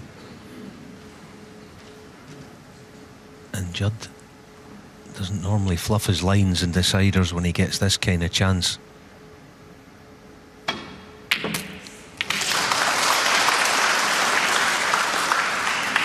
One. That'll do nicely, actually. No problem getting on the next red. His timing hasn't been on today. Let's see if he can time this one and get anywhere around straight on that loose red.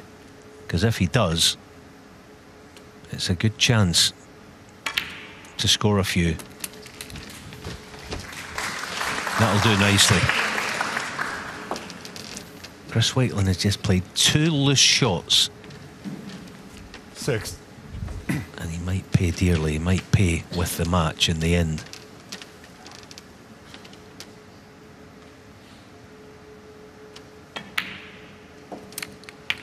Seven. Yeah, one thing no one can argue with is Trump knows how to win matches in ranking events this year. He's won 44. Closest challenger, Karen Wilson, 31. So when the chance comes, he invariably puts them away. Even though I'm sure he would admit he's not been at his best today. He's battled, as he always does. He's shown determination.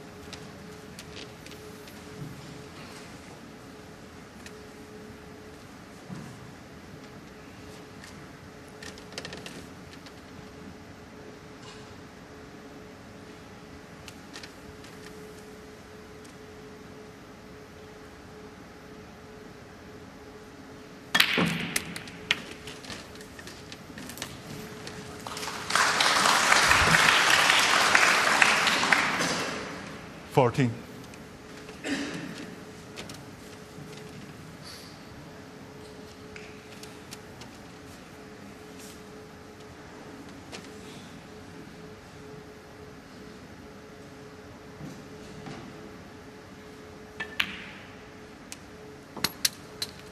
$15.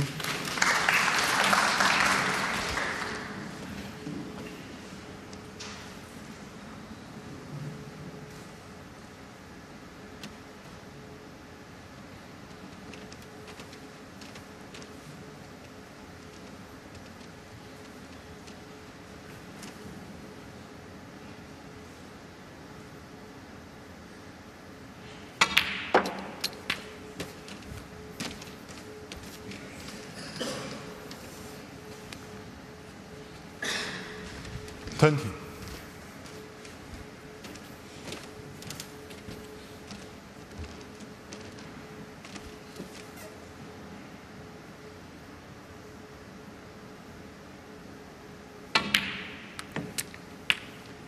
$21.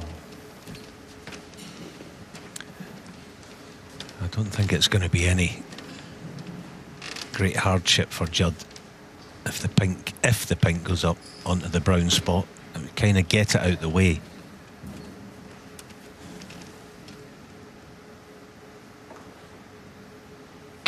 That one loose red in the middle of the cluster there, it is on from the right wing.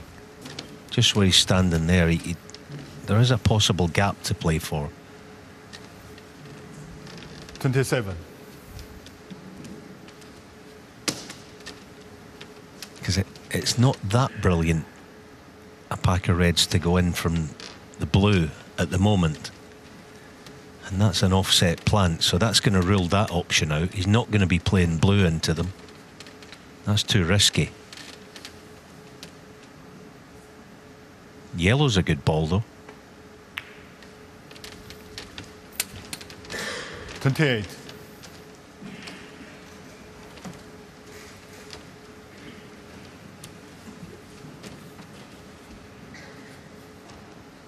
Obviously not from there, but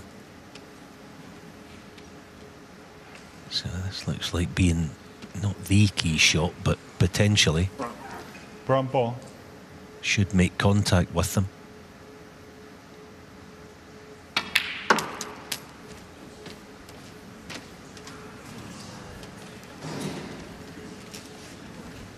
Yeah, well, it was a big target, wasn't it? But not to be. But it's kind of been that sort of match, hasn't it? It has been 32. bits and pieces, really. So 51 the lead in the decider, but not over yet.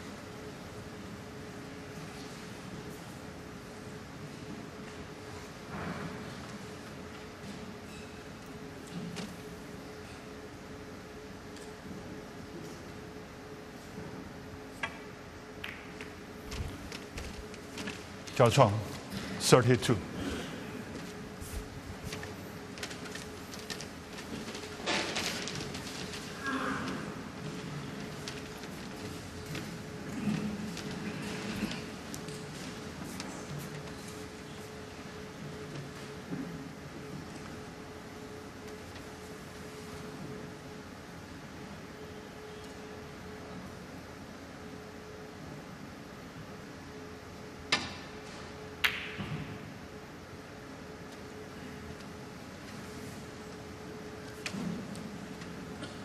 It's another quite weak shot, that.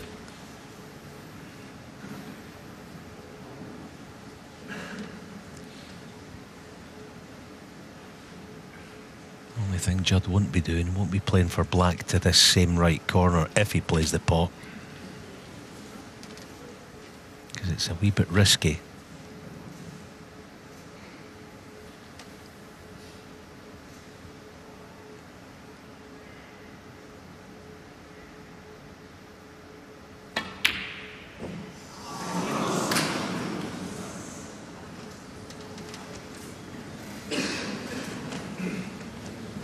That's why he punched it round for the opposite corner, but yeah, sometimes you're just a little bit unlucky, you know. You'd rather miss the pot in hindsight by a foot. Chance of getting away with it, so close to it the red stays near it. So what has Chris Walekin got left? It's a decent chance, providing he can get nicely on a colour, probably go up table. Blue or bulk colour.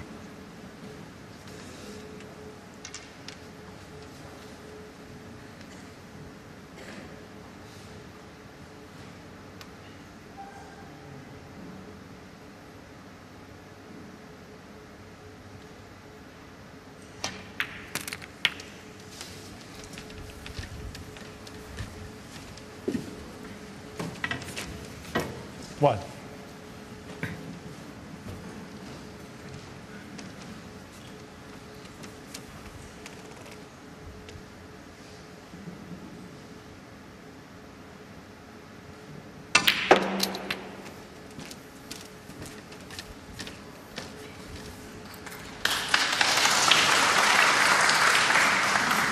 Led the way in this match. He was 3-1 up at the interval. Good value for that lead. 4-3, of course, chasing the decider, but he has his chance at last to get right back into it.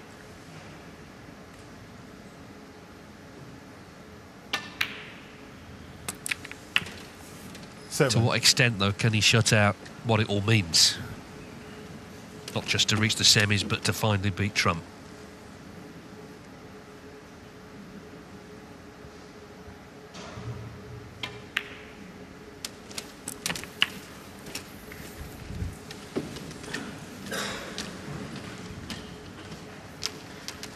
$14.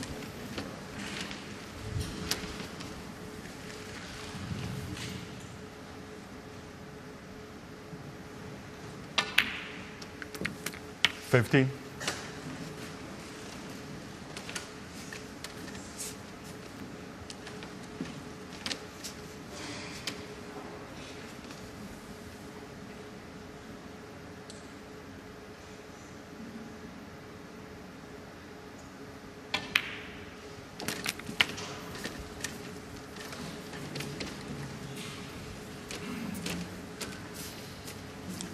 $22.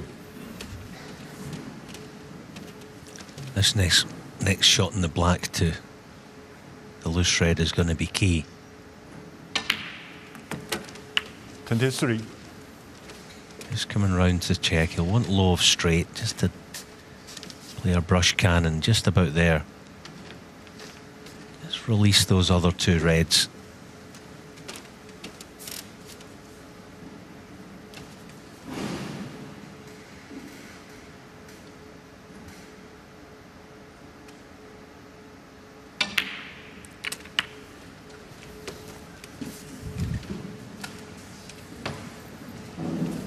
I think he's okay.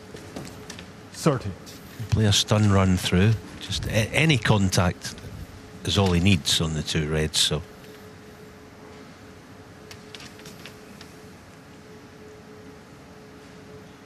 yeah, going deep because he's 5 options up table for a colour, but hasn't timed it. So 31. Find a way through the traffic, in and out of bulk and onto the next red. If he can do that, then they're all there for him.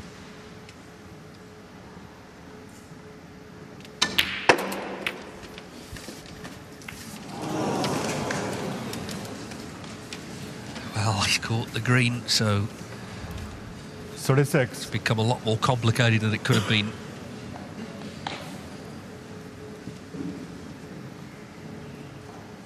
We are 11:15 local time. A late night thriller. It's come down to the last few balls.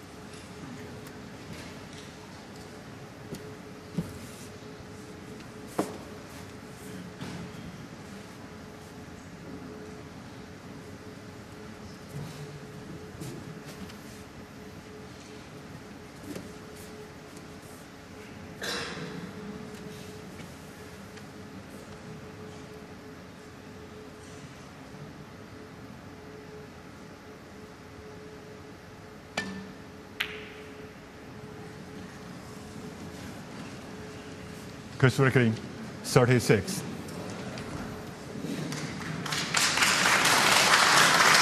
So they've each had a look in the decider. There's 15 points in it. Trump snooker, though, on the two reds.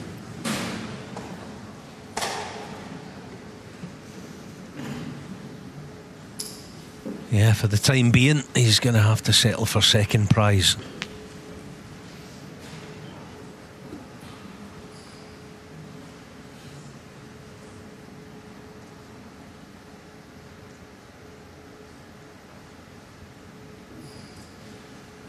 And Judd is going to have to rely on some good fortune to get away with this.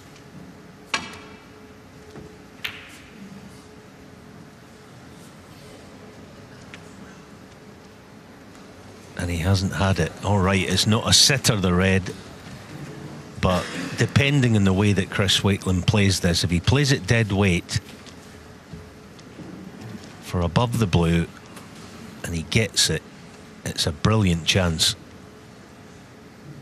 This red's a bit thinner than it looks on the screen, though. You add the pressure into that. It's not an easy, not a sitter.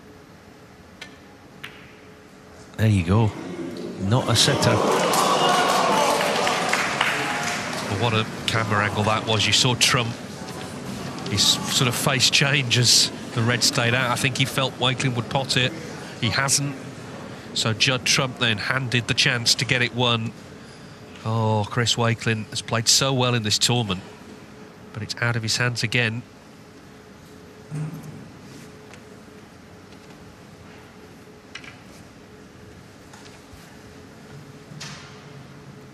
Trump had his arms folded, didn't he? Not quite in resignation, but I think he felt his chance might have gone. This cue ball's not obeyed his command there. It's getting very edgy. What? Yeah, have a look at the black. You never say never with Judd. I mean, he doesn't want to play it, doesn't he? You know, but the little devil on his shoulder does want to play it, but I think logic will tell him it's not the correct shot because he doesn't have to play it.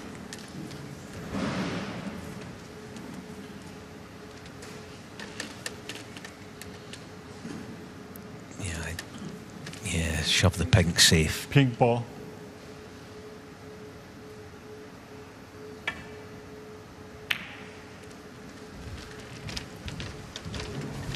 This is one of the reasons he's been so successful. It's the thinking in these moments, getting over the disappointment of the shot he played on the red and just thinking, OK, what is the shot that gives me the best chance?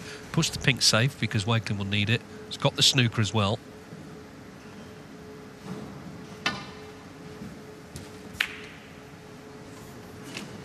It's not far away, this. My word, what a game this is. What?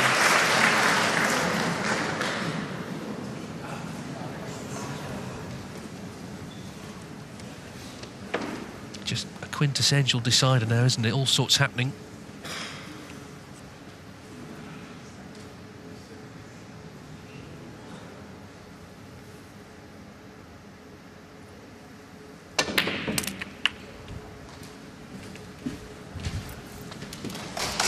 Oh, what a fabulous shot.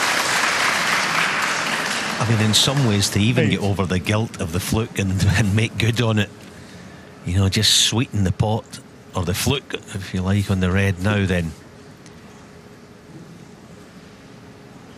Just checking his numbers, obviously up to and including that difficult pink. This is going to be a thrilling end.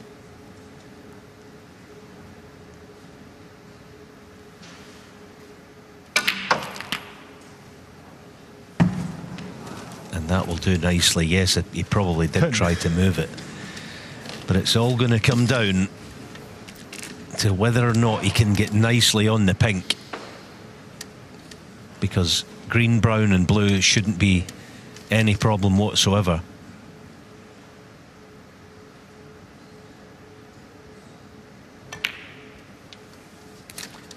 Thirteen.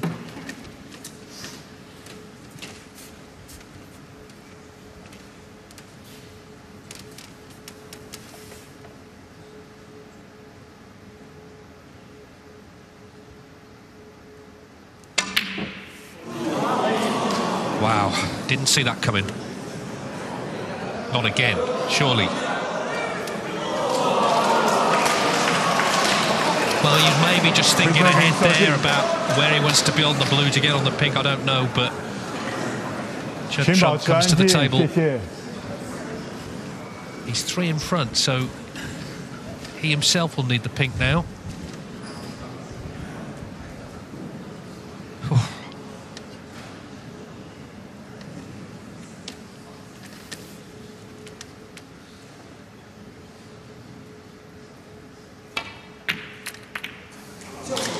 Brilliant shot. Yeah, he took the gamble.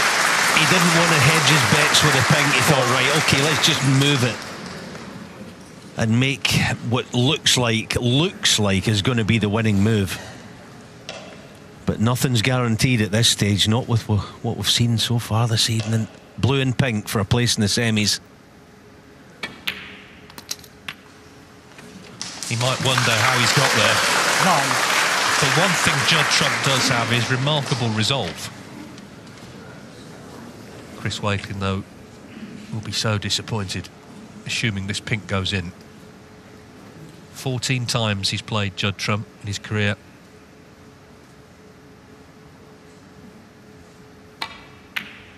And 14 times he's been beaten by him. You won't see many closer than that. You can see the disappointment written all over his face. He had the chance, he missed that brown completely out of nowhere. And Judd Trump, a little clenched fist, and why not? Because he's still going, the defending champion. He's still here in Wuhan, he's into the semi-finals.